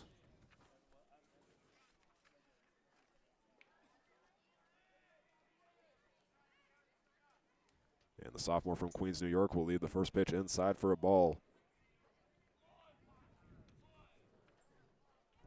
If he walks, that loads the bases. And it brings up the DH Keenan Harvey after that. If the Larks get the out, it's the third and fourth runners stranded tonight for the Foxes. But Cox is now down 2-0 as both pitches miss inside. Nunez is a sophomore at Oklahoma Panhandle State, which is where the head coach for the Foxes, Skylar Black, is an assistant at.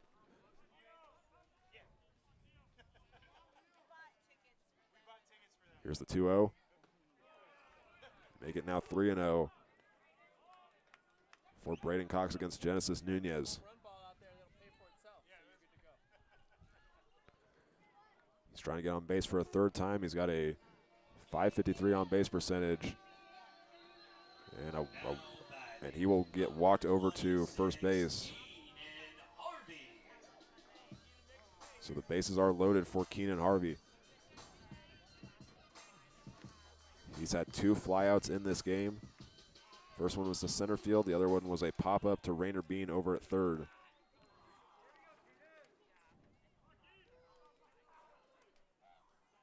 Harvey will take a swing and miss at the first pitch.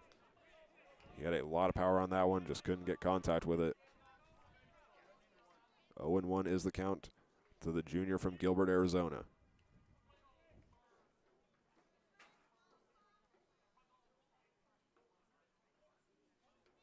LaRue wants it on the outside, and this one's hit high in the air into right field. Keenan takes a few steps up to get it, and he's got the catch for out number 3 as the Larks work with the bases loaded against the Foxes. They leave 3 runners stranded, and we still have a tied game at 3-3 as we're through 5.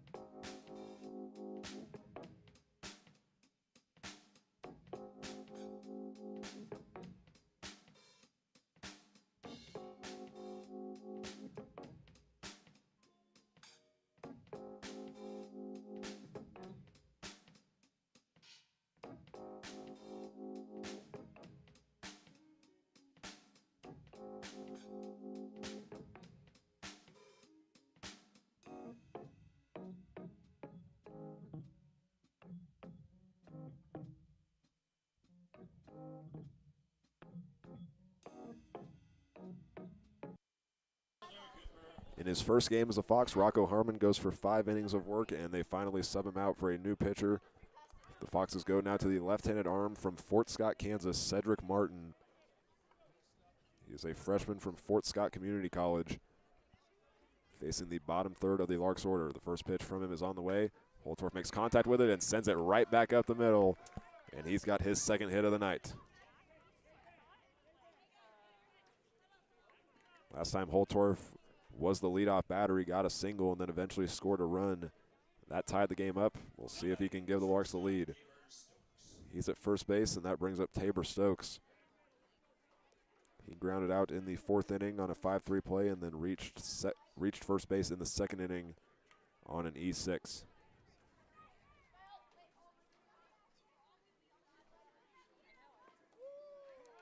Martin's pitch goes low and inside, and it rolls away from the catcher, and on the pass ball, Holtorf will make it all the way to second base.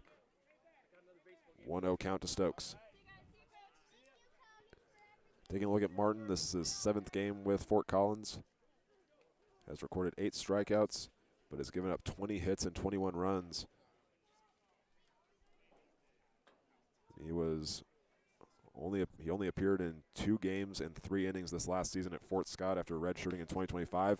And a ground ball here by Tabor Stokes is going to stay in play. It's a very long throw, and this one's going to go away from the first baseman, Pinedo. And the Larks have a chance to score a run. Holtorf stops a quarter of the way down the base path and is able to beat the tag. He slipped and fell, but got back up. And I believe that one will be listed as an error for Tabor Stokes. It was a very long throw there for short, but it looked like he was about to beat it. Either way, that's the 2nd time tonight that Stokes has reached on an error, and the Larks have runners at the corners as they look to retake the lead. Looking to do the honors is number 8, Austin Crawford, the 2nd baseman who has had 2 flyouts tonight. Both of those have been to left field, but it looks like the center fielder, Wilson, is shifted closer to right field. Either way, Crawford will start down 0-1.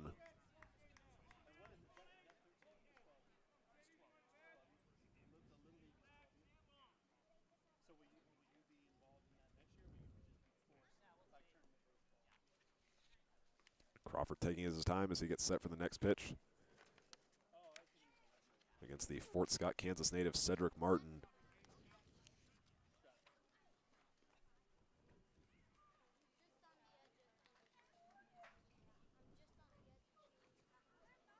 It goes almost silent here at City Park Field as the pitch goes to the plate. And that one will get in the zone, and Crawford's now down 0-2.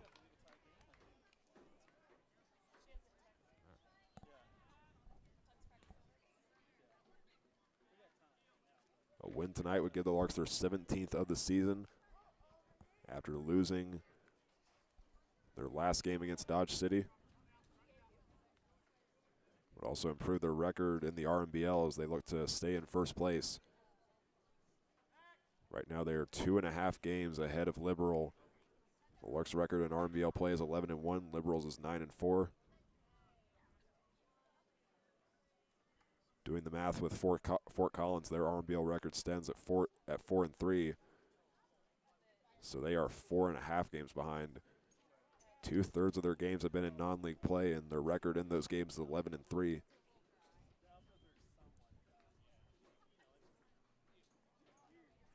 Elijah went up to have a meeting with Martin. And Crawford has to fight back down 0-2. It's another battle of 2 Kansas kids that both play community college baseball in Kansas.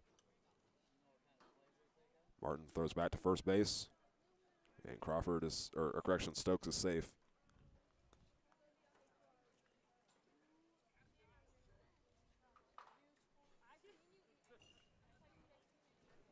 Martin's wearing number 11 tonight. He's listed on the Fort Collins roster as 21, but he's another player that did not bring his American flag-themed uniform tonight. So they gave him number 11 in this game, and he just dealt the first ball to Austin Crawford.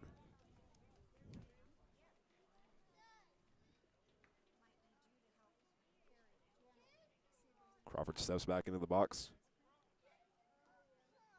His last 2 appearances included counts of 1-2 and 1-1. Both of those were flyouts to left field.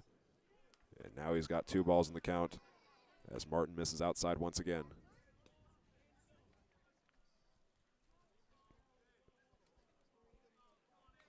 Martin's opponent batting average this season with Fort Collins is .328. His whip is .214.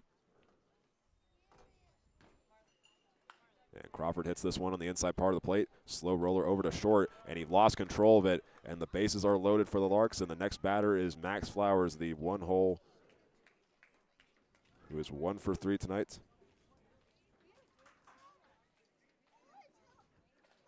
That is back-to-back E5s for the Foxes. And their coach is going to come out for a quick meeting as they try to return the favor after the Larks left the bases loaded against the Foxes in the bottom of the 5th. The problem here is that there's still no outs. And when the Foxes, or in the last inning, they got 2 runners on to first and second. The first out was a ground out that advanced them both. That followed with a strikeout, a walk for Genesis Nunez, and then a fly out into right field to Sean Keenan to leave all those runners stranded. And I think already the Foxes have another player warming up in their bullpen out in right field, and they do. That looks like number 3. It's a pretty long distance, but it looks like number 3. That is Dustin Bennett, who's listed as an outfielder. I apologize if I misread the number on his jersey. It's a little bit hard to tell because the numbers are also in an American flag design as well with red and white stripes. So with no outs here in the top of the 6th inning, the bases are loaded. It brings up Max Flowers. The Larks would really appreciate a grand slam right here. Flowers has 1 home run and 10 RBIs this summer. And he swings and misses on the first pitch. Did not look like he gave a 100% commitment to that. He was trying to hold back, but it was too late. So he starts from behind.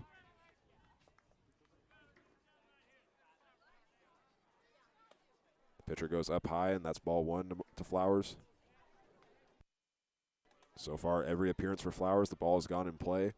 He's had a ground out to the first baseman, a fly out to right field, and then that RBI single where he also advanced to second on the same play because the throw went to home plate.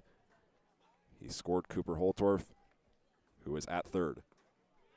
And now Flowers misses, and he's down 1-2.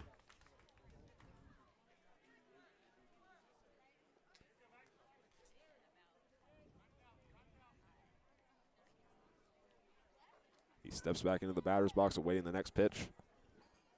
It's a Hutchinson Blue Dragon at the plate against a Fort Scott Greyhound on the mound.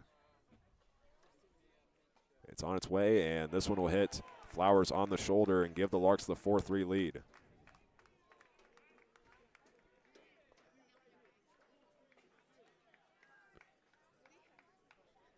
That gives Flowers 2 RBIs now on the night. Holtorf scores from third. Now over at third is Tabor Stokes. Austin Crawford moves to second base. Rainer Bean is the next batter, and that is the Larks' home run leader this season with 5. He'll leave the first pitch low for a ball.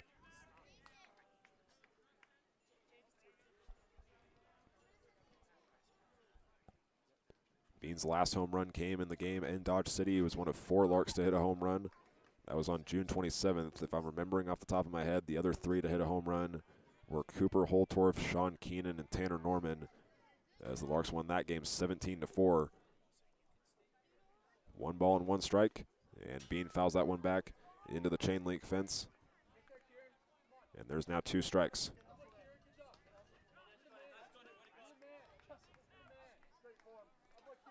One of the Fort Collins players goes in to retrieve that foul ball. The next pitch is on the way. Bean fouls this one high up into the air. And the Foxes had some players starting to go after it, but they will just let it go. That one landed next to the catcher in the bullpen for the Foxes.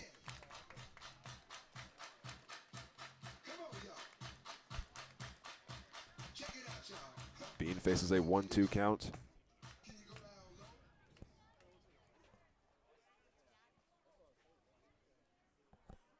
Here's the pitch.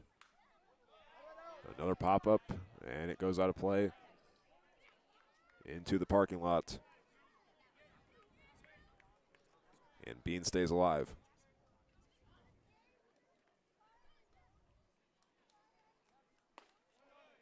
Next pitch misses upstairs from Cedric Martin.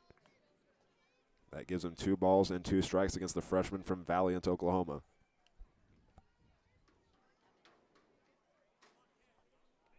This at-bat has been very fast-paced from Martin as he sends the next one to the plate. This one's popped high up into the air. Calling for it is Sidwell, and he's got the catch, and Tabor Stokes tagged up at third, but quickly realized he wasn't going to be able to make it home. He returns back to the left corner. Next up for the Larks is number 7, Sean Keenan. He has scored 2 of the Larks' 4 runs. The other 2 have came from Cooper Holtorf. Both of those 2 are 2 for 3 on the night, with both of their hits being base hits.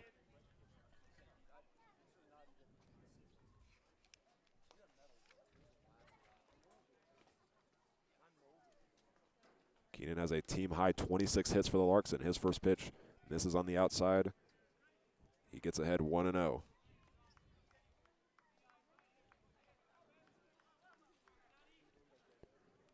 Keenan was also a very successful hitter this last season in his freshman year at Murray State Community College.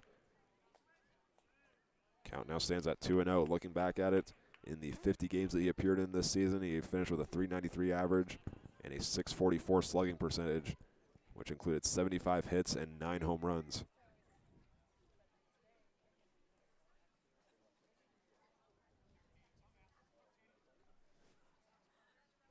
Home plate umpire will call time. Keenan will step out of the box.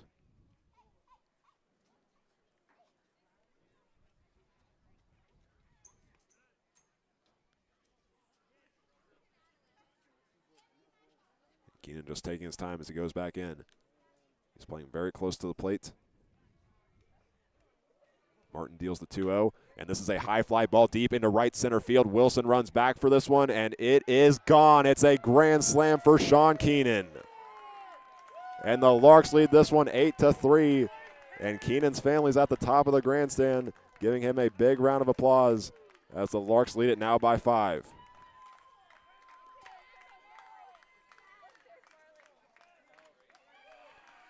That is home run number 4 this summer for Sean Keenan. And this game was tied a couple innings ago, but the Larks now lead it by 5.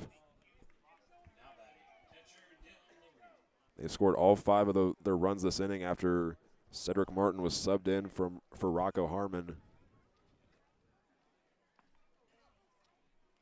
First pitch to Dylan LaRue against Harmon is a ball. LaRue is the 7th batter this inning, and there's still just 1 out.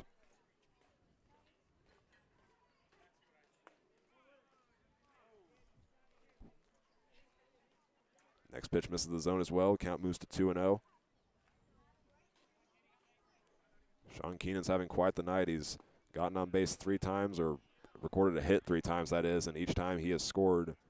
This time he brings in a total of 4 RBIs along with it, giving him 21 on the summer. LaRue hits a ground ball on a 2-1 count. It's fielded by Nunez, and this one will take a bounce and then go into the glove of Pinedo, and there is out number 2.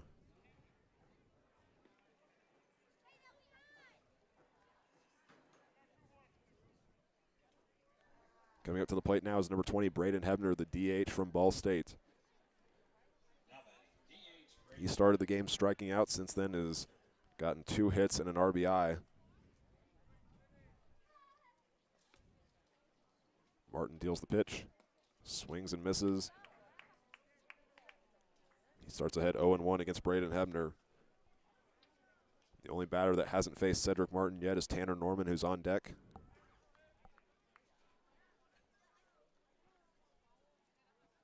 Catcher wants this one down the middle.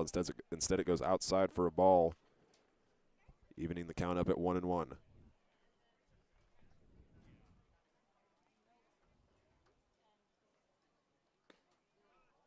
This time Martin targets that outside part of the plate, and that's kind of been the sweet spot for pitchers for both teams tonight.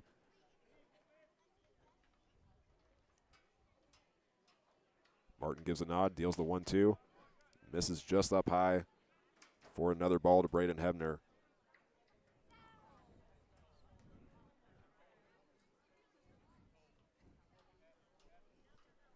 Hebner's been faced with 2 strikes in 2 of his appearances.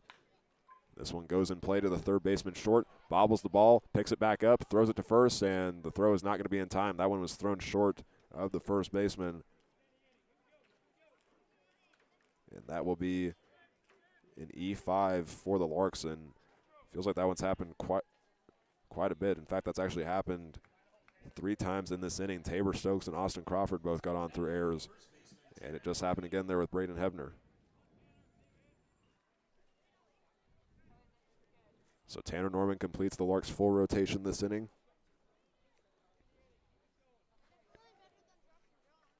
He's 0 for 2 with a walk. And Norman's first pitch is called strike 1 by the home plate umpire.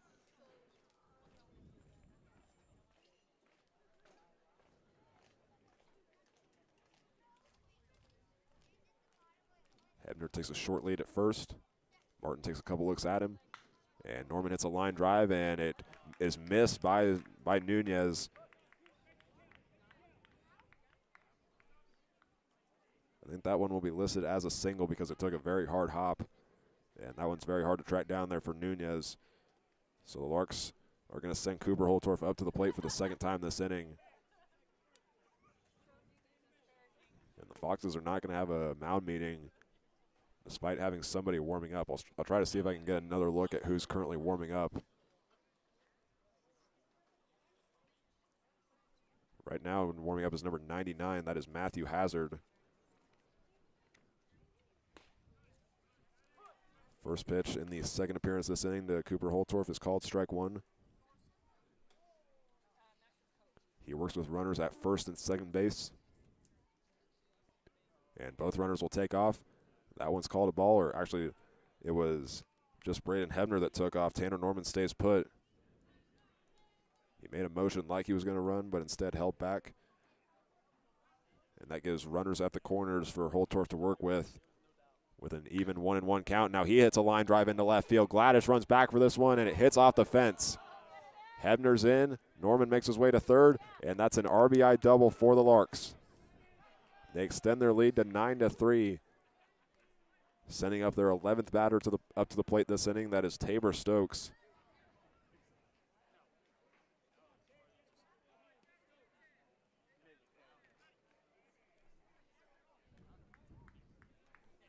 How about this sixth inning? The score was 3-3 at the start.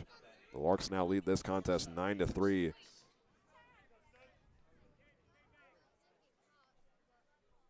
They still have runners at second and third off of the RBI double from Cooper Holtorf.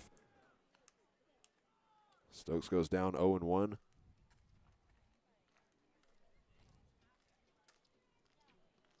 Now he returns to the batter's box and will take another swing and miss. Cedric Martin gets ahead with 2 strikes.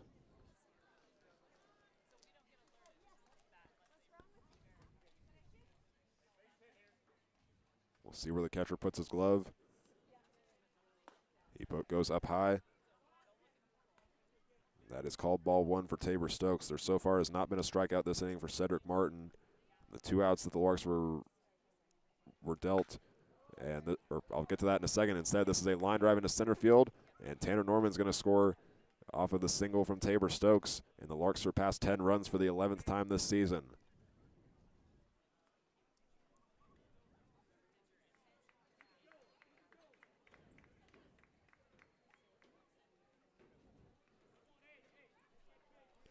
That's the first hit of the night for Tabor Stokes after reaching on 2 errors before that. And now up is Austin Crawford. He was brought home on that grand slam from Sean Keenan. He'll be up in just a second if it gets to that point. Crawford's dealt strike one. The runner at third base is Cooper Holtorf. Tabor Stokes is at first.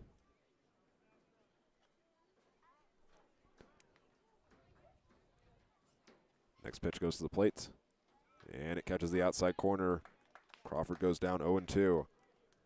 I didn't get the chance to say it because the ball went in play, but the 2 outs that the Larks have had this inning were from Rainer Bean, who had a pop-up to the second baseman, and Dylan LaRue, who grounded out to Genesis Nunez. Now Martin just needs 1 more strike to end this inning, where the Larks have put up 7 runs. He misses upstairs there against Crawford for ball 1. The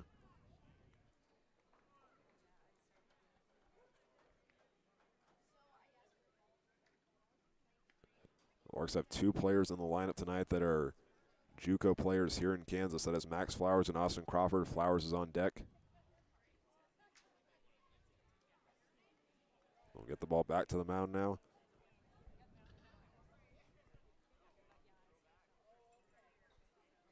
Both Crawford and Flowers play at Hutchinson Community College. Cedric Martin plays at Fort Scott Community College.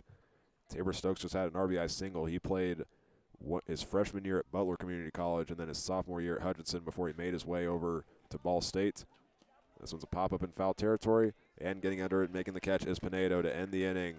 after the Larks come up big. 7 runs and a 10-3 lead going into the bottom half of the 6th inning.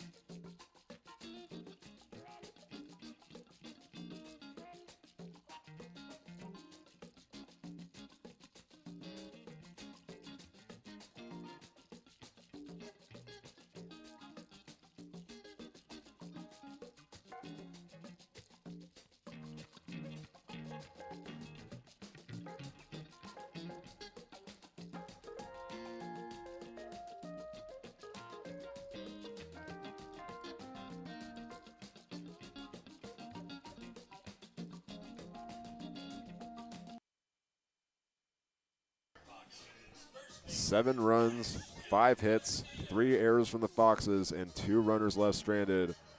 That is what it takes to give the Larks a 10-3 lead going into the bottom half of the inning. They'll send Braden Cox back to the mound to face Pinedo, Short, and Belanger. Cox goes inside on the first pitch. That almost hit Pinedo. Instead, it's ball 1. Pinedo had a line out over to Austin Crawford in his last appearance. Before that, he reached on an error in the second.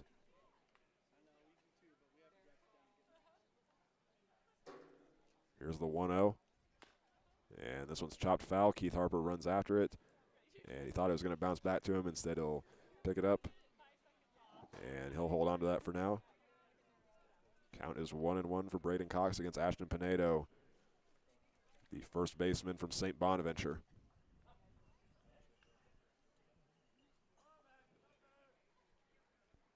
The 1-1's on its way. It's hit high in the air into right field. Keenan takes a few steps back to get it, and it goes into his glove for out number 1.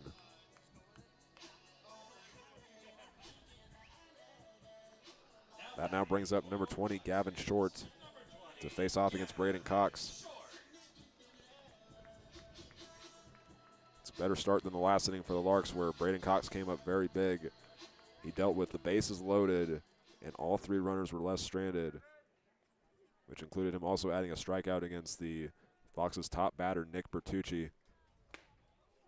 Goes inside there against Gavin Short. And again, it's another count starting 1-0 for the Foxes. Brody Belanger's on deck. Luke Sidwell's in the hole.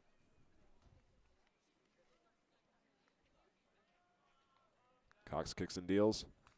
Goes to his curveball, and that one's fouled back for the first strike.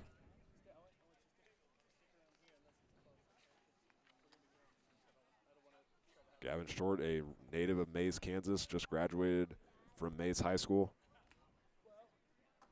Sports in Kansas named him as a first-team All-State selection as a utility player.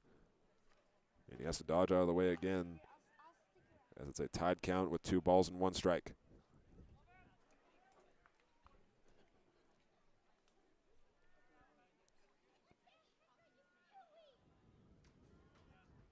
Short's 0 for 1 while reaching on a fielder's choice as well.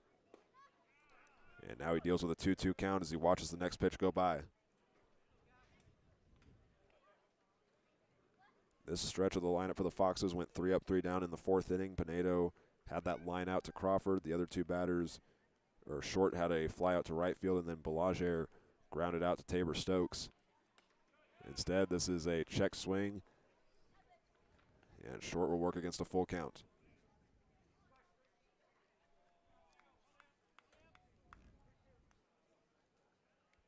He's only been walked 4 times this summer.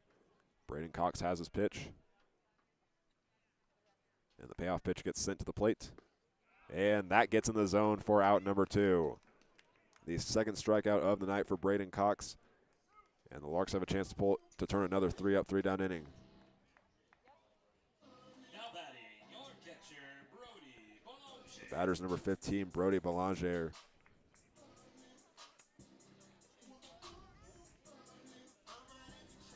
Tabor Stokes needs to be ready on this play. Both of his appearances have been groundouts over to him. And Boulanger will watch the first one go by. It finds the low part of the strike zone to begin the count 0-1. Boulanger is a freshman from Northwestern State down in Louisiana at the Division I level. He's also from Monroe, Louisiana. Next pitch misses low for a ball, and it evens the count up.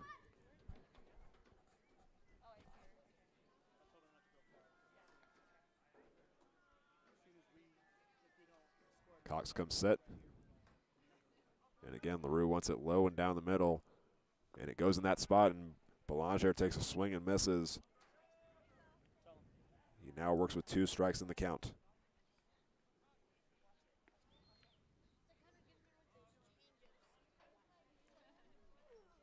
Cox looking for back-to-back strikeouts, which will also be his 3rd of the night and 21st of the season. And he gets it. It's the low outside corner that he positions it at. And the Larks retire the side in a 3-up, 3-down inning to hold on to their 10-3 lead. Top of the 7th is up next. As the Larks went through 12 batters in the 6th inning, they go back to the top of their order with Max Flowers.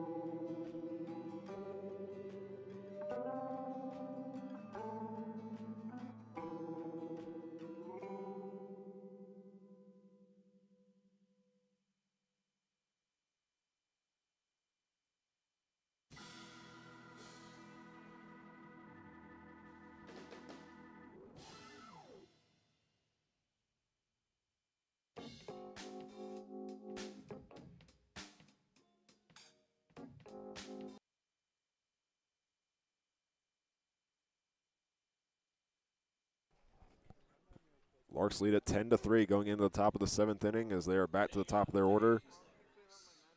It is number 5, Max Flowers, leading things off.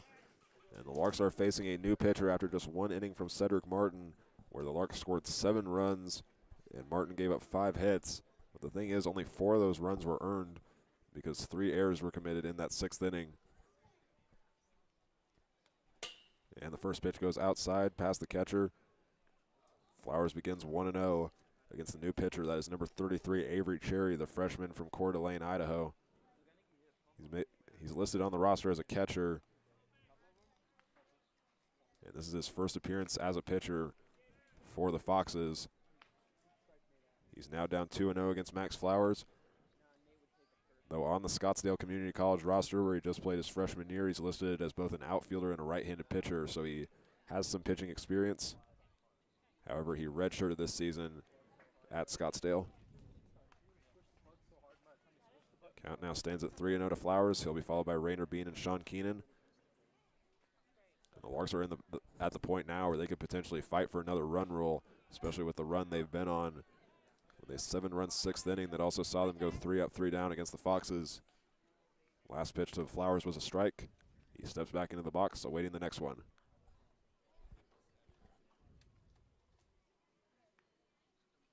It's on its way, and that's low and inside for ball 4. Flowers started tonight 0 for 2 and has since then gotten on his last 3 appearances. Up now is number 3, Rainer Bean.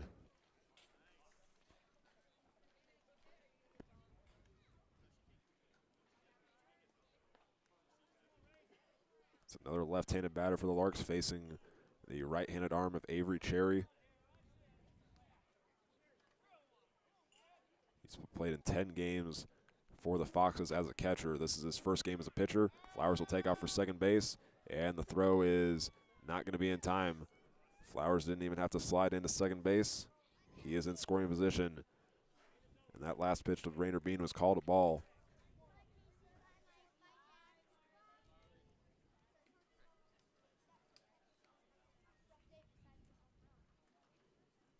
Cherry looks back at second base. The pitch is on its way. And it finds a low outside corner as it goes to his curveball. 1 ball and 1 strike in the count.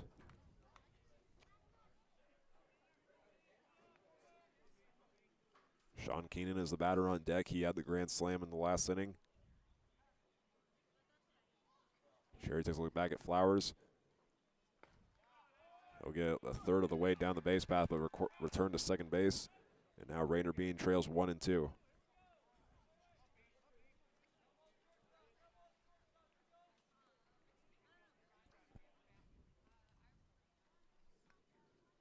Cherry looking for the strikeout. He misses on the outside. This one rolls away from the catcher. Flowers turn third base, but will stay put.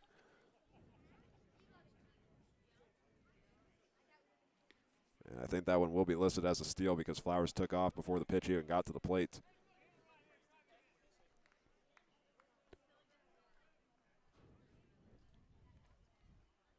Two and 2 to Rainer Bean. Here's the pitch. And he pops this one up. Stays in the infield. The catcher Belanger looks for it and makes the catch on the foul line for out number 1.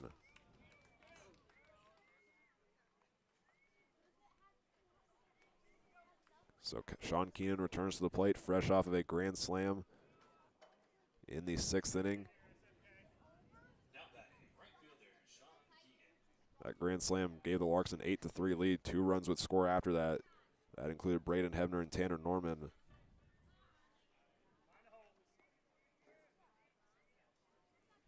We'll see what he does right here in his return to home plate. He's got 3 runs and 3 hits. Cherry deals it. And this one's sent right back up the middle. And it's fielded by the shortstop Nunez. And the throw to first is in time. It was a slow roller that looked like it even had the chance to get to the outfield. But Nunez picks it up, throws it over to first base. But either way, Sean Keenan records his 5th RBI of the game, scoring Max Flowers.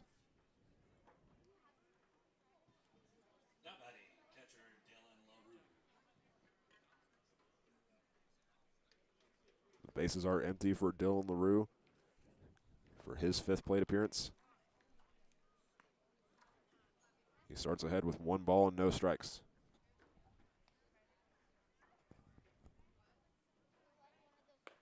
Cherry goes outside on the 1-0. Makes the count 2-0. And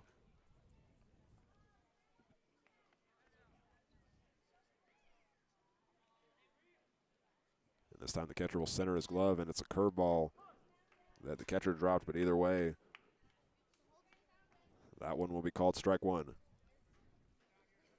With that run scoring from Max Flowers, the Larks have scored in all but 2 innings. That is the 2nd and the 5th. LaRue watches the next one go by, and he was ahead 2-0. Now the count is even at 2-2.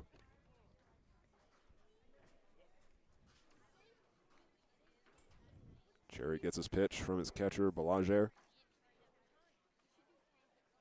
And it's dealt to the plate. And this one's a high fly ball deep into right field. And I think that one's going to be called foul. That one had a lot of distance on it. I just don't think there's any way you could call that one fair. So the count remains at 2-2 for LaRue.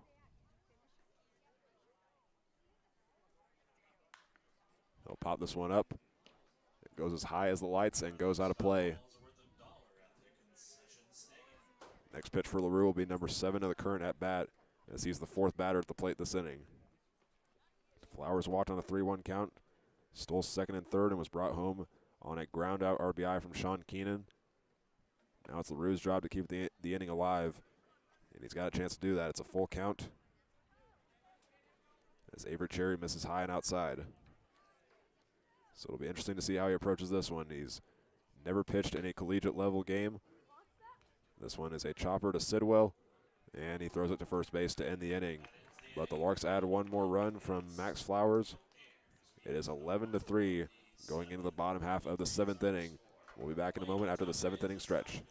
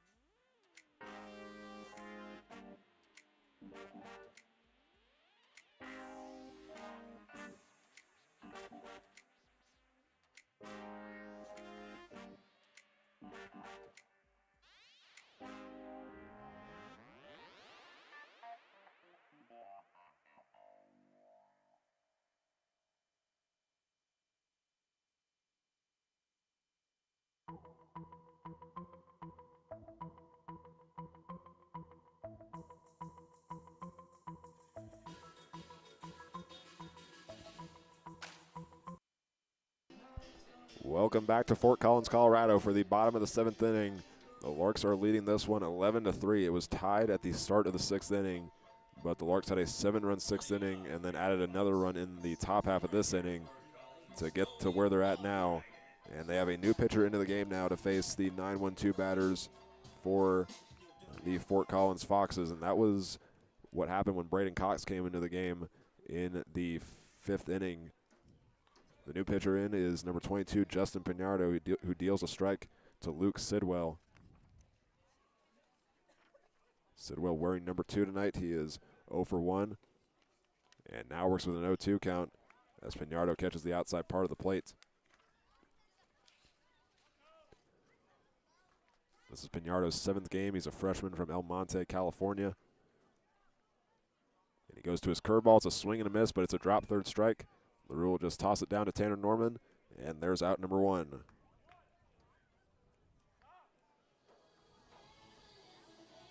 The Larks pitching has struck out 3 straight batters. That's 2 from Braden Cox and then 1 there from Justin Pignardo. And now the Foxes are back to the top of their order is number 4, Ty Wilson.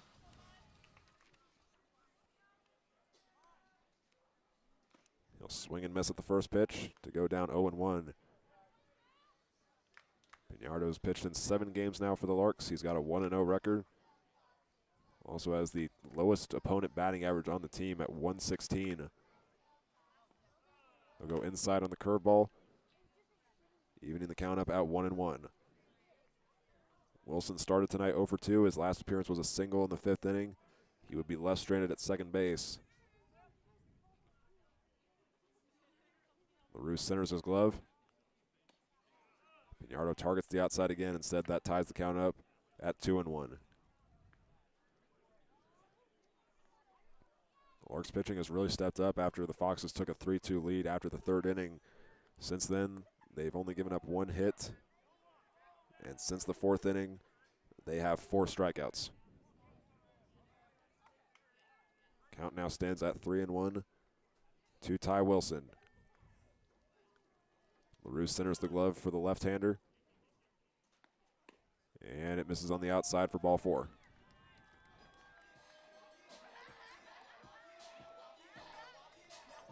That brings up number 1 catcher Gladish, the left fielder. Last time he was up, he grounded out to the pitcher. That was Braden Cox, who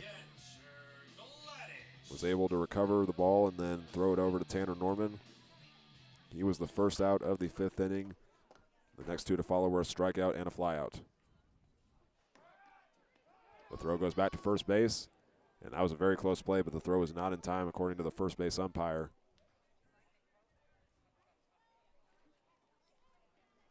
Ty Wilson's continuing to take a short lead.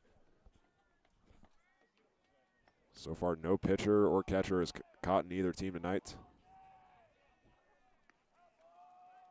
Gladish works with a 1-0 count.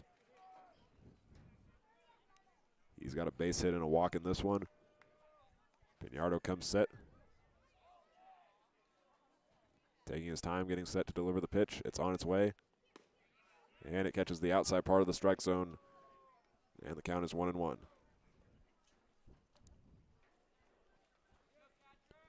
Fort Collins, all 3 of their runs came in the 3rd inning. Piñardo has only given up a run in 2 of the 6 games that he's appeared in. They'll throw back to first base, and Wilson gets back in time. That one took a bounce before going into the glove of Norman. He had to put his glove in an underhand position to get it. And the pitch is on its way. Piñardo went to his full windup, and this one paid off as Wilson took off during the windup. He makes it all the way to third base, and Gladish has his second base hit of the night.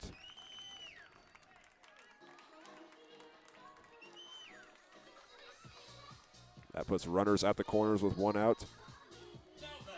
And if the Foxes want to shift momentum, this is the guy they want to do it. That is number 32, Nick Bertucci,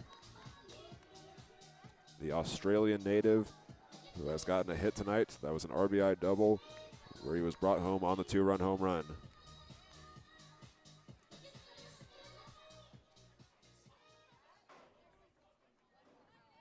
Bertucci's ready, so is Piñardo.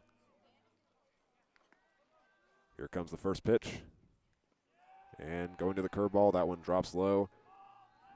Rolls in front of LaRue as well, but he picks it up, throws it back. 1 ball and no strikes.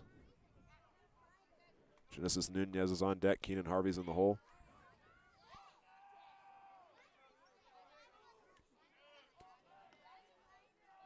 And LaRue's continuing to do what he's done all night. After the first pitch, he wants his pitcher to go outside after that. That time it happens, but it was just a little bit too far. And that's now ball number 2 to Bertucci.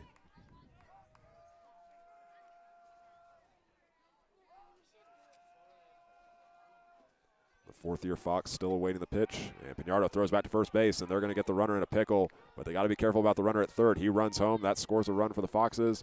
And the Larks are going to try to tag him out. Tanner Norman will throw back, and Tabor Stokes applies the tag at second base. And the Larks get the second out of the inning, but the Foxes get their runner from third home. That is Ty Wilson, taking advantage of the distracted infielders. There is now 2 outs.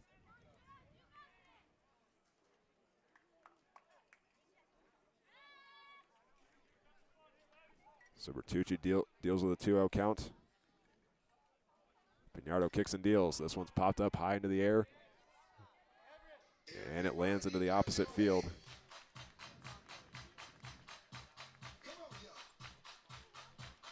He will face a 2-1 count.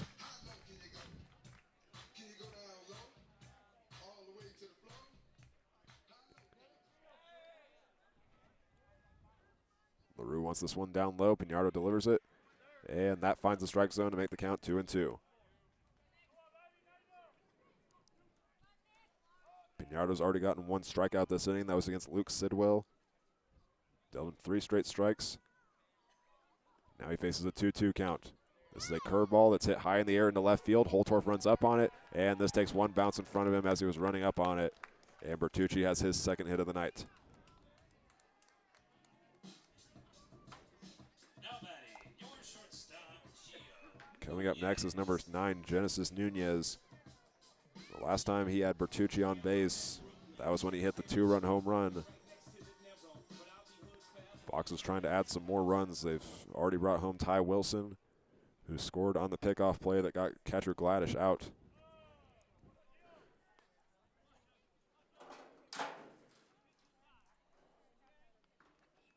Nunez starts with the ball.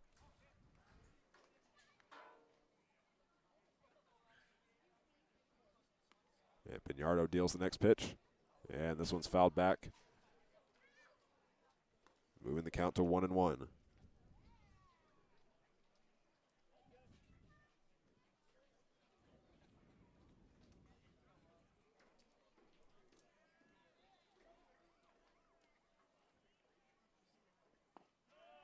LaRue goes low and outside for Pinardo there, and that's 2-1 now. To Nunez, Bertucci stays put over at first base.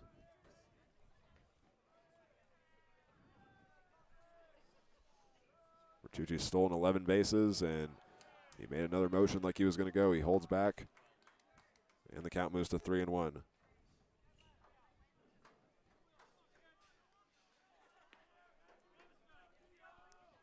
Nunez steps back into the box with a chance for a potential walk.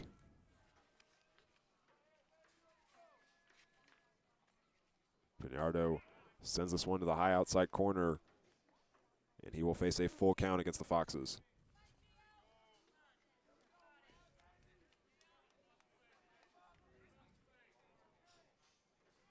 One more strike will end the inning. Here's the payoff pitch. And that slider's too far inside for ball number 4.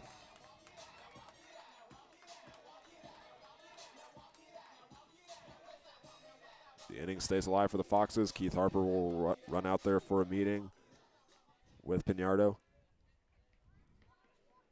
I can't imagine the Larks will sub any other pitchers in unless they decide to do that in like the 9th inning, because I can see Jackson Ramos throwing in the bullpen right now.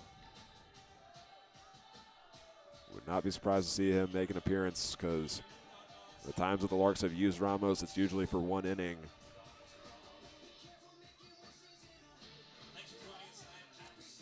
But Pinardo stays on the mound. Runners are at first and second with 2 outs. And Keenan Harvey will now try to keep the inning alive, but he's 0 for 3 tonight. All 3 of his balls that have gone in play have been flyouts. One to Flowers in center field. The other was to Rainer Bean at third base, and then he flew out to Sean Keenan in right field in the 5th inning. Pinardo deals the pitch, and this one's going to be a pass ball there from Dylan LaRue. Bertucci goes to third, and Genesis Nunez goes to second.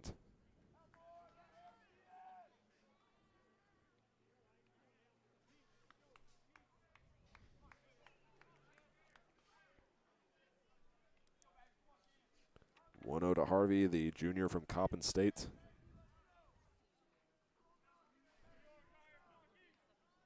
Trying to extend his 6-game hit streak. And he pops this one up. And this one lands in a tree. Count stands at 1-1. Looking at Harvey's college career, he just wrapped up his junior year at Coppin State, then entered the transfer portal. Before that, he was at Phoenix College. And out of high school, he was originally supposed to go D1 at Alabama State, but things changed. And now back to the action, the count 1-2 as he watches the next pitch go by.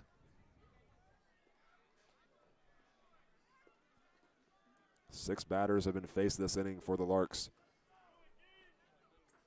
And Pinardo's ahead with 1 ball and 2 strikes against Keenan Harvey.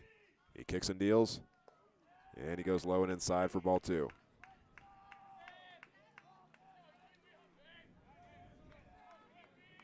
Pinaro's been using that 12-6 curve so far tonight. Just trying to find the strike zone and in the inning. Here's the pitch. And that misses outside for ball 3. I think some of the Larks infielders thought that one was in the zone to end the inning.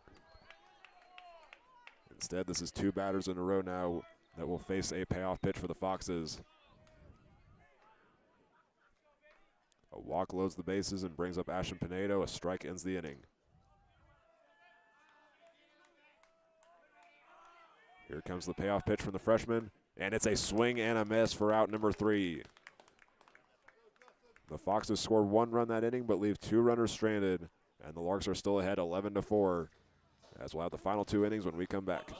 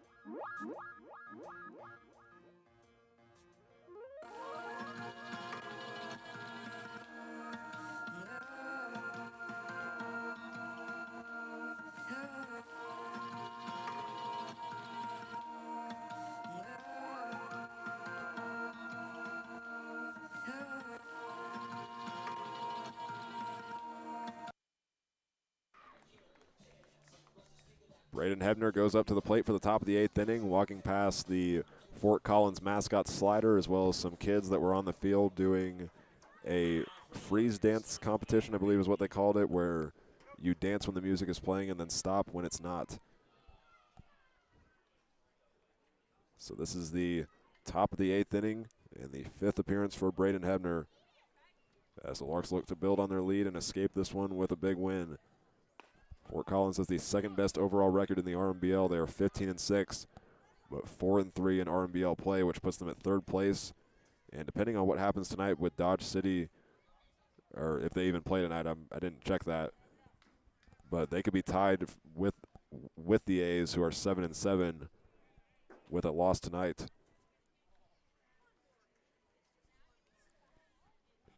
One and one to Hebner, still facing Avery Cherry on the mound. Hard ground ball goes over to Nunez. He fields it, tosses it down to first base, and gets out number 1.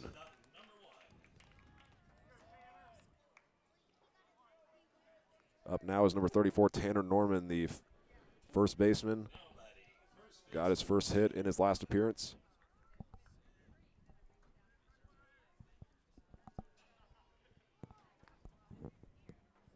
Readjusts his batting gloves before stepping into the box.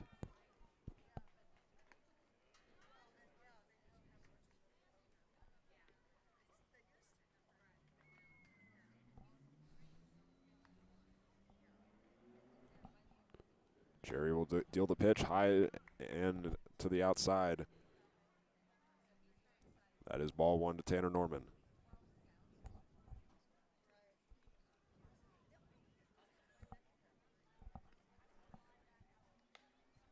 Next one bounces away from the catcher. That is ball 2. This is the 2nd inning of work for Avery Cherry. He faced four batters in the 7th inning. When he first came in, he only gave up 1 run, did not give up any hits. That was because Max Flowers walked, stole 2 bases, and then scored on a ground-out play. And now Tanner Norman gets his second hit as this goes past the first baseman, and the right fielder Bertucci will throw it back in. And the Larks have a runner on first with one out.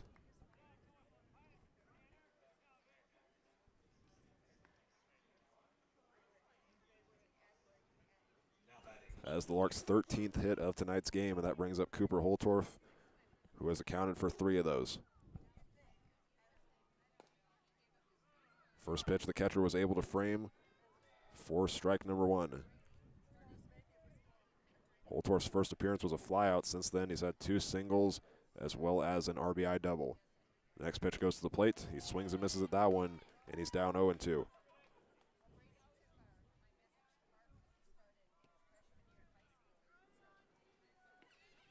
Holtorf is batting 7th in the order. Tabor Stokes and Austin Crawford will follow after him. Cherry kicks and deals, and he gets his first strikeout as a Fox. As Holtorf will head back to the dugout, swinging and missing at that one. Despite that, he still has a very successful night. 3 for 5, 2 singles, and a double. And with 2 outs, that brings up Tabor Stokes. And looking at Cooper Holtorf's last appearance, he didn't play in the last game when the Larks lost to the A's. His last appearance was 7th in the order as the DH at Cavalier Field on June 27th. He scored 3 runs in that game, had 3 hits, including a home run. So he's been doing very good and can be a reliable player for the Larks in this part of the order. And now the attention turns to Tabor Stokes. Looks like the first pitch was a strike, so the count is now 1-1.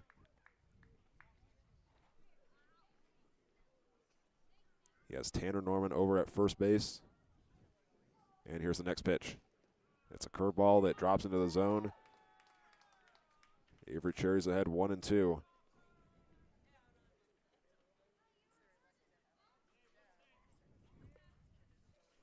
He's getting set to deal the next pitch to his fellow catcher, Brody Belanger. It's on its way to the plate. And there's a swing and a miss for another strikeout.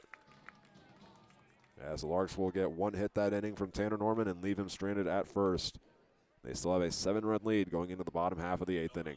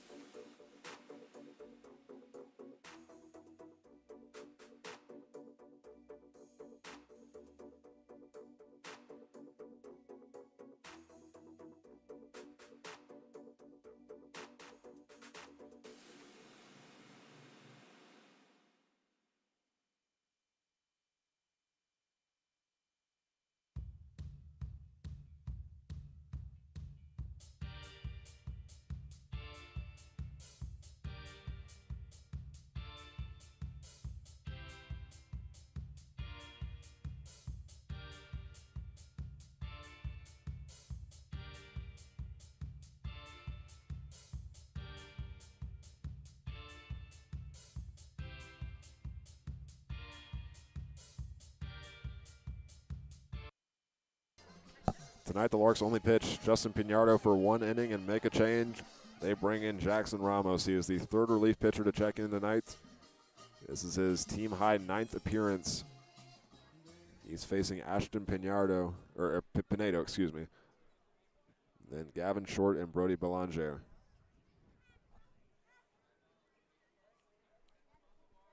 Ashton Pinedo's 0 for 2 tonight as he awaits the first pitch from Jackson Ramos. He delivers, and this one's hit high in the air into right field, but Keenan can just stay in place, wait for the ball to come to him, and he's got the catch. There is out number 1, and now up is number 20, Gavin Short.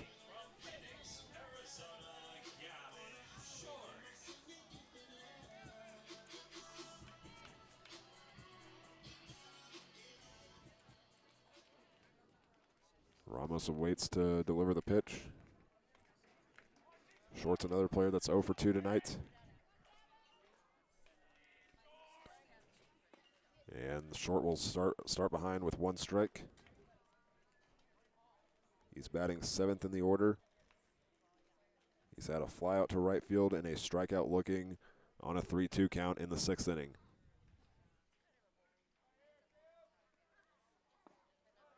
Ramos' next pitch is a curveball, dropping low in the zone. The count now stands at 1-1.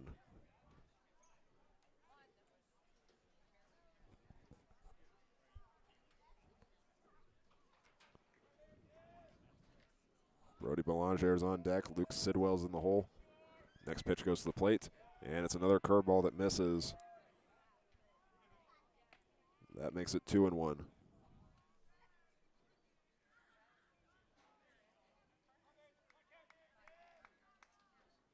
Ramos taking his time as he gets set to deliver the next pitch. LaRue wants it down low. And here it comes. It goes outside, and there's that spot again, 2-2 to Gavin Short.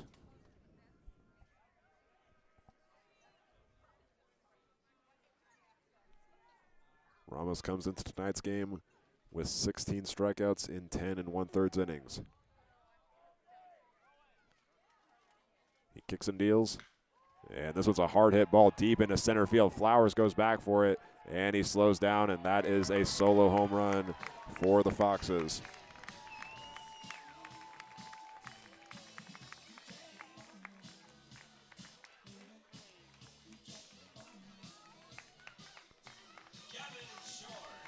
That is their 2nd home run of the night. He joins the group with Genesis Nunez. But the Foxes still trail by 6 here in the 8th inning. And now Brody Belanger comes up. His first 2 appearances were both groundouts over to Tabor Stokes. His last one was a strikeout looking, and that was against Braden Cox. So tonight the Larks have had 4 pitchers check into this game. Charlie Pierce got his first start for 4 innings. Braden Cox followed that with 2 innings of his own. Justin Pinardo was pitched for just 1 inning, and Jackson Ramos should pitch the last 2 unless something happens. Here's the 1-0, and this one's another line drive, and it lands in foul territory. So Belanger will have to return to home plate.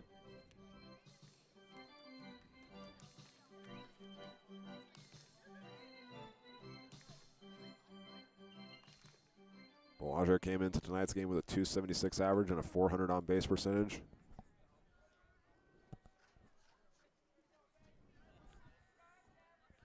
He gets sent the 3rd pitch of the current at-bat, swinging and missing at that. He's down 1-2.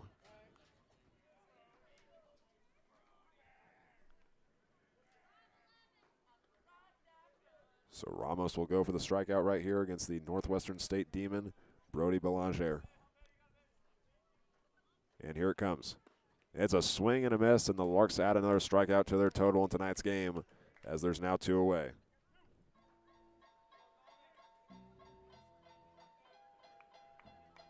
That brings up number 2, Luke Sidwell. Or correction, that they're going to sub in a pinch hitter. Instead of Luke Sidwell, coming up to the plate is number 17, Tony Mondragon, the Fort Collins native and Adams State commit. He will hit this right back up the middle, and the line drive will be fielded by Tabor Stokes, but it was too late. He will just let him take first base, and the Foxes go back to the top of their order. Now batting, center fielder Ty Wilson.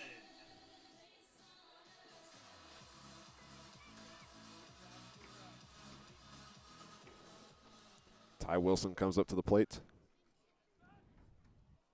and the throw will go back to first base, not in time.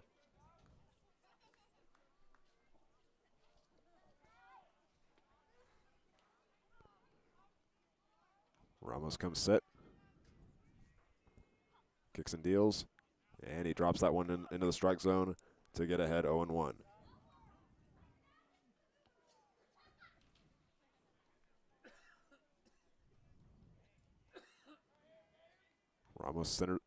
LaRue centers his glove. Ramos sends the 0-1 to the plate, and that finds the strike zone as well. That is strike number 2 to Ty Wilson.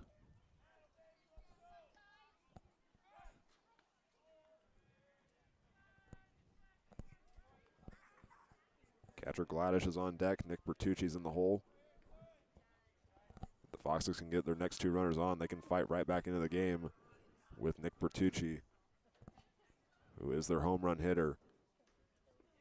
This takes a bounce, and that is ball 1. Bertucci's accounted for 12 of the 31 home runs that the Foxes had coming into tonight's game.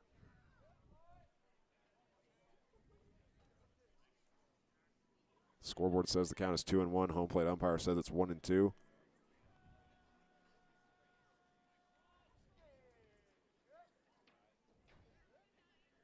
Here comes the pitch from Ramos, and that's low and outside for ball 2.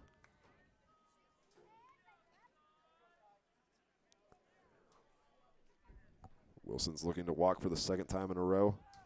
Ramos throws back to first again, but Tony Mondragon is back in time. He is the pinch hitter for Luke Sidwell.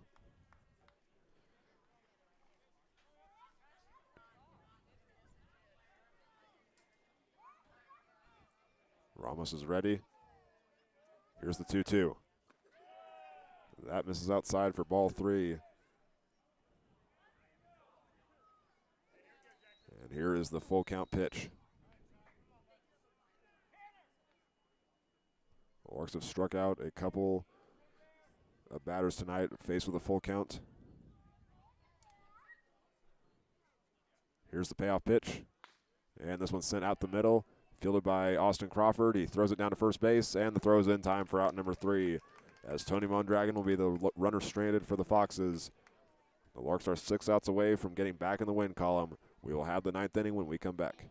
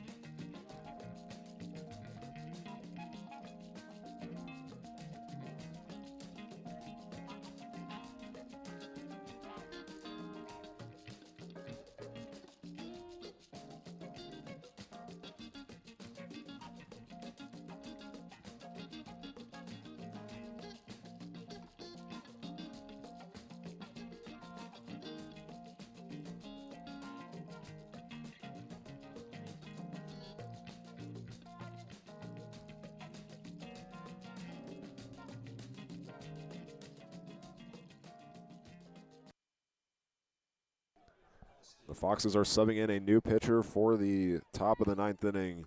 So now both teams have had 4 pitchers check in tonight. He faces Austin Crawford, and then the Larks go back to the top of their order. That new pitcher is number 38, Cash Rinker. He's another player pitching tonight that is not listed on the roster as a pitcher. He's an infielder from Eaton, Colorado, attends Arkansas State Mid-South at the JUCO level. Last pitch to Crawford was ball 2. He's gotten on base once tonight through an error. So he's trying to extend an 8-game hit streak right here. Here's the pitch. And that finds the zone. Ties the count up at 2-1. Looking at Cash Rinker, the new pitcher, he's already pitched in 1 game this season. That was for 2 innings where he gave up 4 hits and 5 runs and recorded 1 strikeout.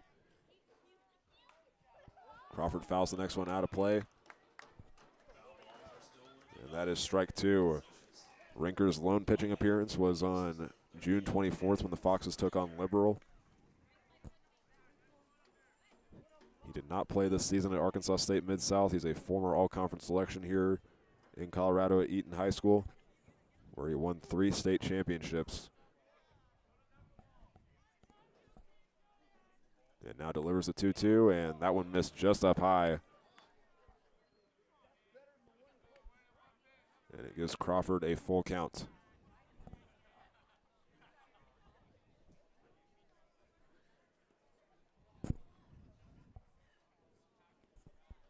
He has gotten on base twice tonight, or once rather, trying to make it 2.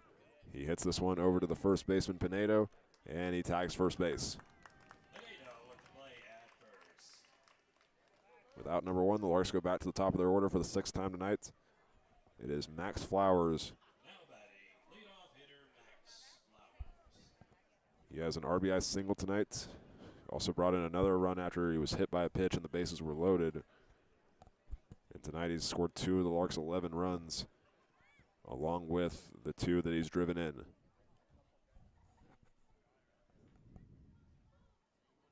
Here's the pitch. It's a changeup, and it misses high and inside for ball 1.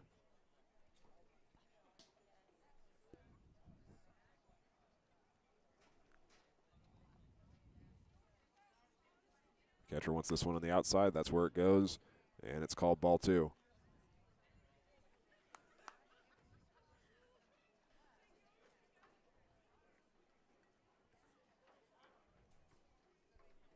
Flowers will step out of the box, readjust his batting gloves,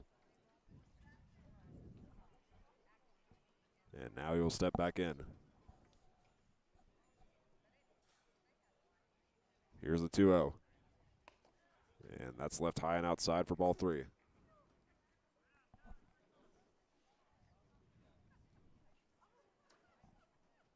The Larks are just looking to add some insurance runs this inning before returning Jackson Ramos to the mound in the bottom half of this inning, and looking to escape Fort Collins with a win for a game that for most of the time was tied up. That 6th inning changed everything. The Larks scored 7 runs in that inning, which included a grand slam from Sean Keenan. And there's ball 4 on a 3-1 count to Max Flowers. He heads down to first base. Coming up to the plate now is number 3, Rainer Bean.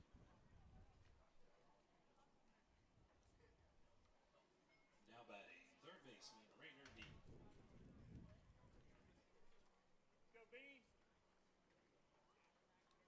Flowers takes a short lead at first base. Would not be surprised to see him steal. He's already scored 2 runs tonight. There's a throwback to first base, and Flowers is safe. When Flowers was hit by a pitch and went to first base, he was brought home on the Sean Keenan grand slam. His next appearance was a walk where he scored after stealing 2 bases. This one gets away from the catcher after he tried to throw it down. That's a steal for Max Flowers, as he now occupies second base.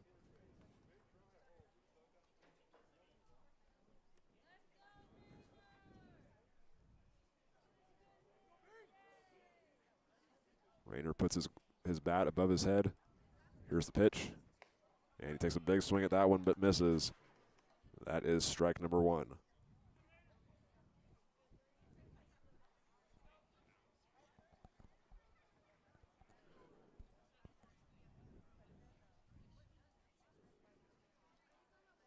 This pitch goes inside. The catcher wanted it on the outside. That's ball one now to Rainer Bean, who's had his last 4 balls go in play.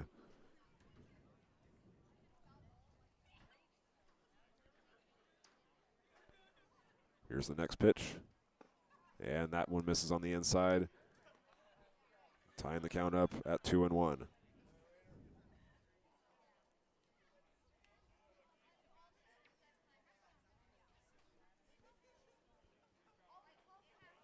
The catcher centers his glove again. Here comes the pitch, and that one is fouled out of play. Max Flowers took off for third, but he will have to return back to second.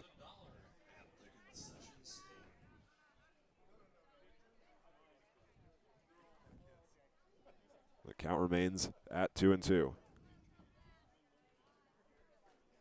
1 out and a runner in scoring position.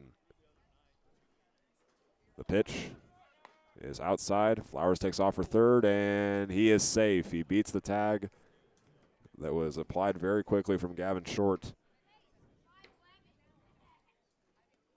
That's now 3 steals on the night, or 4 rather, for Max Flowers.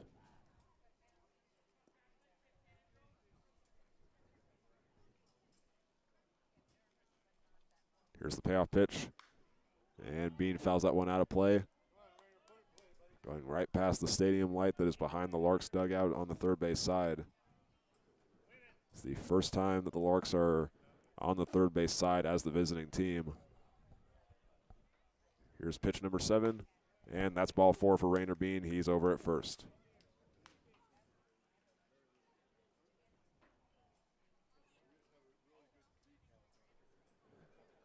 The Larks will have runners at the corners with 1 out, bringing up Sean Keenan.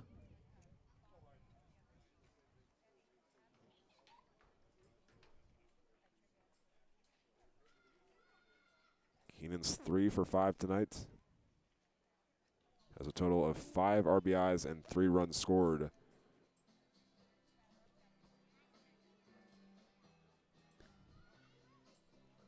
And that grand slam that he hit was the momentum shifter, because when he stepped up to the plate, the score was 4-3. Then it became 8-3, and 3 more runs scored after that or 2 more runs scored after that in that same inning from Braden Hebner and Tanner Norman before the Foxes were finally able to shut the Larks down.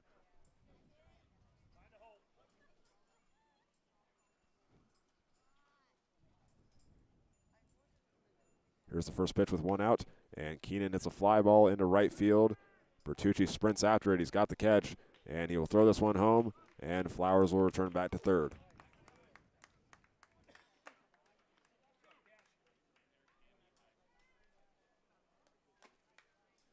So Keenan ends the night going 3 for 6. A very solid performance. Like I mentioned, 5 RBIs and 3 runs scored. And with 2 outs, Dylan LaRue will try to extend the game, and if you want to call it that, give the Larks some insurance runs.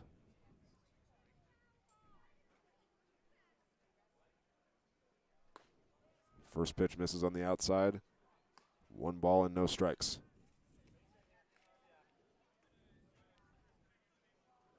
LaRue has 1 hit tonight. That was an RBI double in the first inning.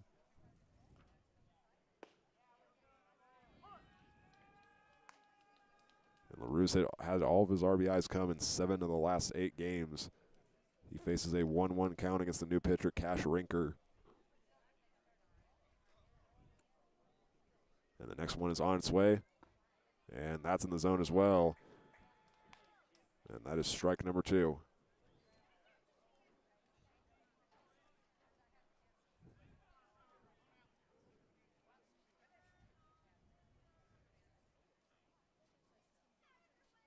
Catcher wants it in that sweet spot in the outside. It misses the zone for ball 2. It's one of the things you got to appreciate from the umpires tonight is that although it's a very unusual strike zone, targeting more to the outside part of the plate where it's a little bit difficult to hit, they have been consistent with it all night for both teams, and the pitchers have caught on to that.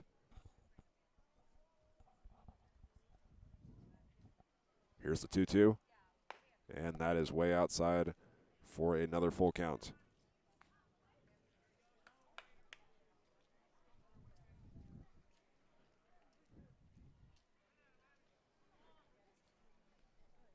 As the Larks load the bases, they'll bring up Braden Hebner next. Here's the payoff pitch with 2 outs.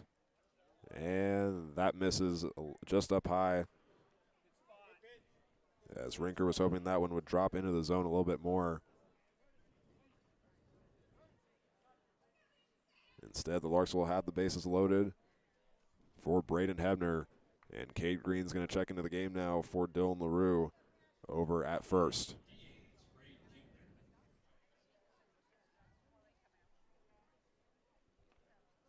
Hebner's had 1 run and 1 RBI tonight. He's dealt his first pitch, and that's a curveball that misses down low. 1-0 to the DH.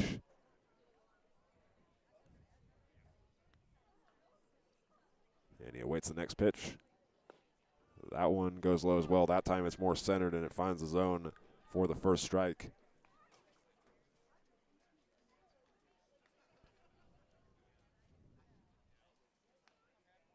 All 3 runners will take short leads. Hebner takes a big swing and misses, and he's down with 2 strikes. Max Flowers is at third. Rainer Bean is at second. Dylan LaRue walked on a full count, and then Cade Green came in as the courtesy runner over at first.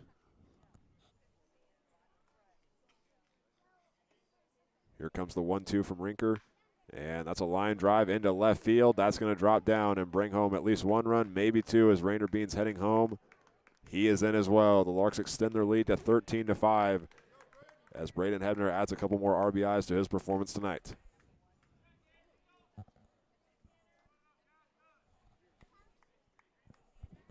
So the Larks are back to the same spot of runners at the corners. That brings up the first baseman, Tanner Norman.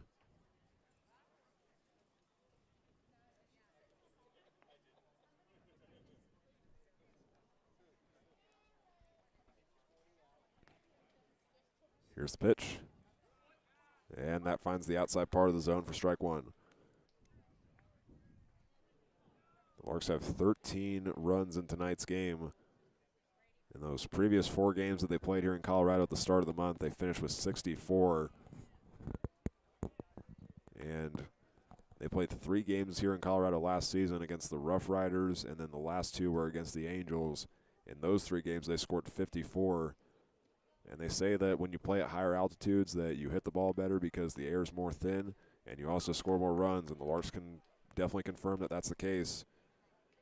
Because while they've played 8 games in Colorado dating back to last season, you add in what they've scored tonight, they have 131 runs in those 8 games. Tanner Norman works with a 2-2 count against Cash Rinker. Tonight's game is a multi-hit performance for Tanner Norman. And here's the next pitch. That one misses low and outside for the fourth full count this inning. First one was a ground out. The other 2 were walks. And now there's 2 outs. And they're going to call that one strike 3. Tanner Norman thought it was a little bit too low. But either way, that is out number 3, and that will end the inning. As the Larks tack on 2 more runs, they just need 3 more outs to get out of the Fox Den with a win to improve to 17-1.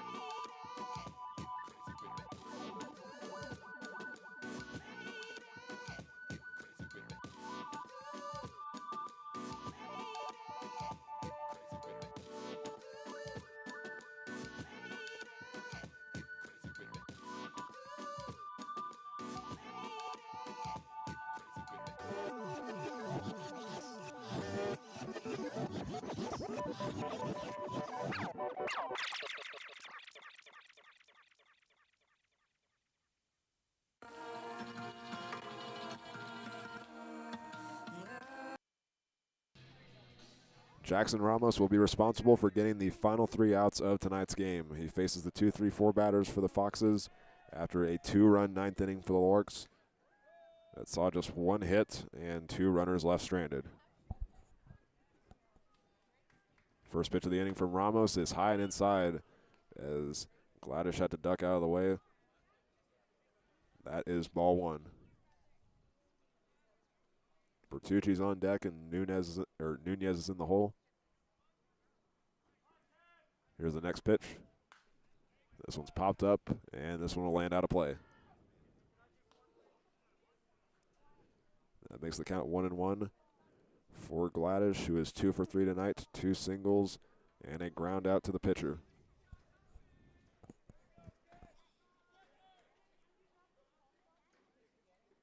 Ramos steals it, and this one misses down low. Gladish held back just enough to avoid going around, and it's now 2-1. A reminder, this is the first of 4 straight games for the Larks here in Colorado. Tomorrow night they will be back here at 6:05 Mountain Time again. That is 7:05 in Hayes. That time Gladish does go around, and the count is 2-2. And then the final 2 games are on July 2nd and July 3rd. Those ones are also scheduled for a 6 p.m. Mountain Time start, and they will be in Parker, Colorado as the Larks take on the Game Day Angels. If they win those 2 games, they get a season sweep against the Angels. Ramos will work with a full count against catcher Gladish.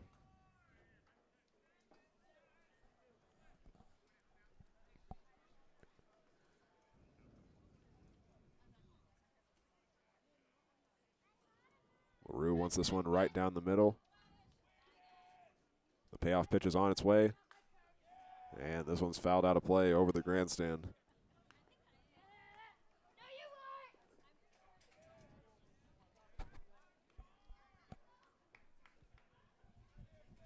So Gladish looking to get on for the 3rd time tonight. Or correction, the 4th time tonight. He's had 2 singles and a walk. In his first 2 appearances where he got on both times, he faced a full count. Make that now 3 times he gets on when facing a full count as he goes over to first base. That one will be listed as a single because Rainer Bean was very far back and playing near the 3rd base line. He had to slide down to get it. And that will be listed as a single for catcher Gladish, who's at first base. And the next batter up is Nick Bertucci. 2 hits and 2 strikeouts for him tonight. He has Genesis Nunez and Keenan Harvey on deck, or up next. He swings and misses at the first pitch for strike 1.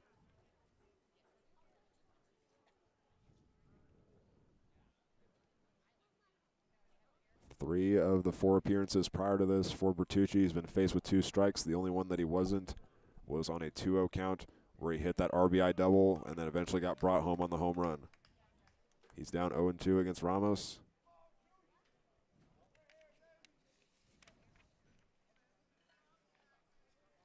Bertucci steps back into the batter's box. And the throw goes back to first base. Gladish is safe.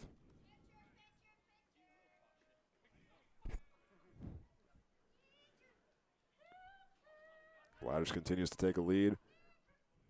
He's been caught stealing once tonight on a pickoff play. And on the 0-2, this one's popped high up into the air. And I got nervous for a second. I thought that one was going to go right towards me.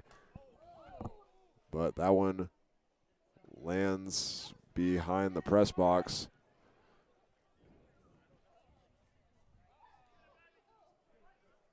And after the foul ball, Nick Bertucci steps back into the batter's box.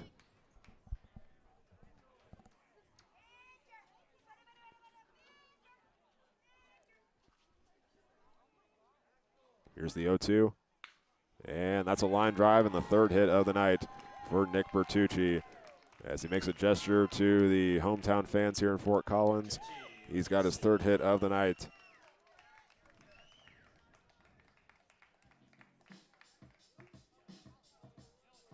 Catcher Gladish moves over to third. Still no outs as the Foxes trying to complete an impossible comeback.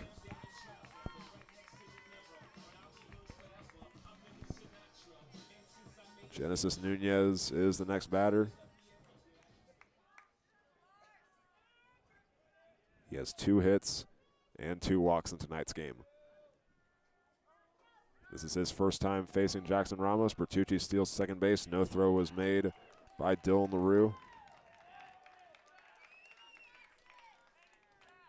And that's now 2 runners in scoring position with no outs.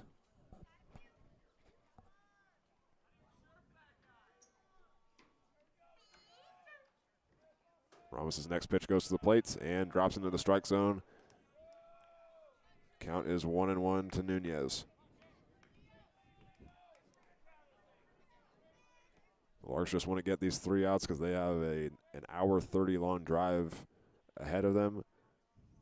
The Larks are staying in Aurora, Colorado. And that is quite a long drive from Fort Collins. For their final 2 games of this trip, they will be playing in Parker, which is a lot shorter. And now the count 1-2 to Nunez. A lot of the Foxes fans in disagreement with that call from the home plate umpire.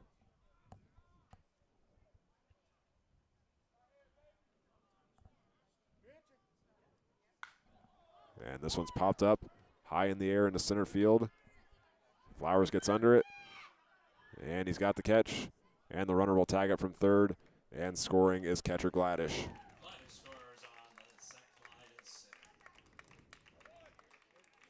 That's a sac fly that gives Nunez 3 RBIs in tonight's game. And now Bertucci is the only runner on. Keenan Harvey is now coming up to the plate.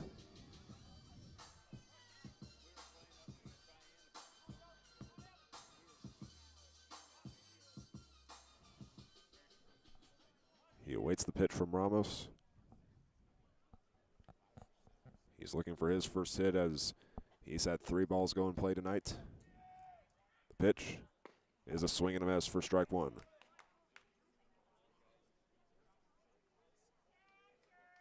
Ashton Pinedo's on deck. Gavin Short's in the hole for the Foxes.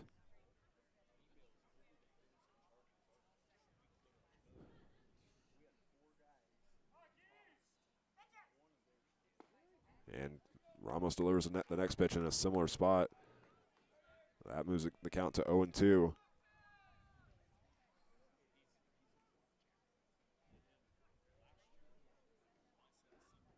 Ramos going for another strikeout, which would be the second out of the inning. The pitch is on its way, and that one's left inside, and Bertucci steals third.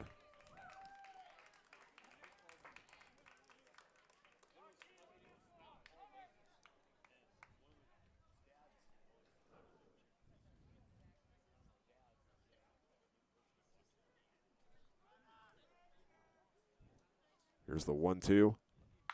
And this one's sent right back up the middle. It goes off the glove of Ramos on the edge, but it rolls to Austin Crawford, and he throws it to Tanner Norman for the next out. And Bertucci scores from third to make the score 13-7.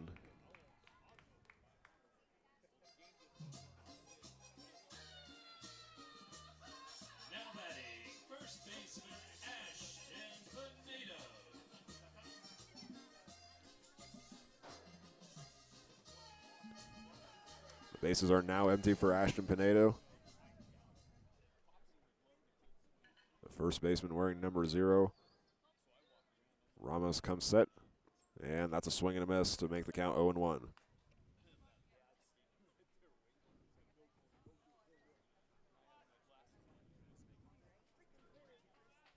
Gavin Short is the batter on deck. He had a solo home run in his last appearance.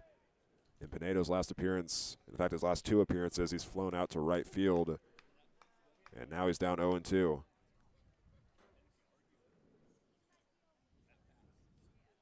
One more strike will end it.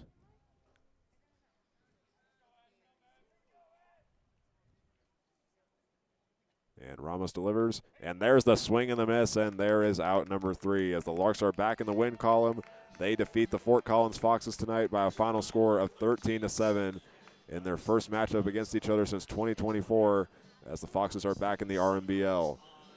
It was a close game for a majority of the contest, but that 6th inning changed everything. The Larks scored 7 runs on just 5 hits, and from that point on, they were able to hold on to the lead.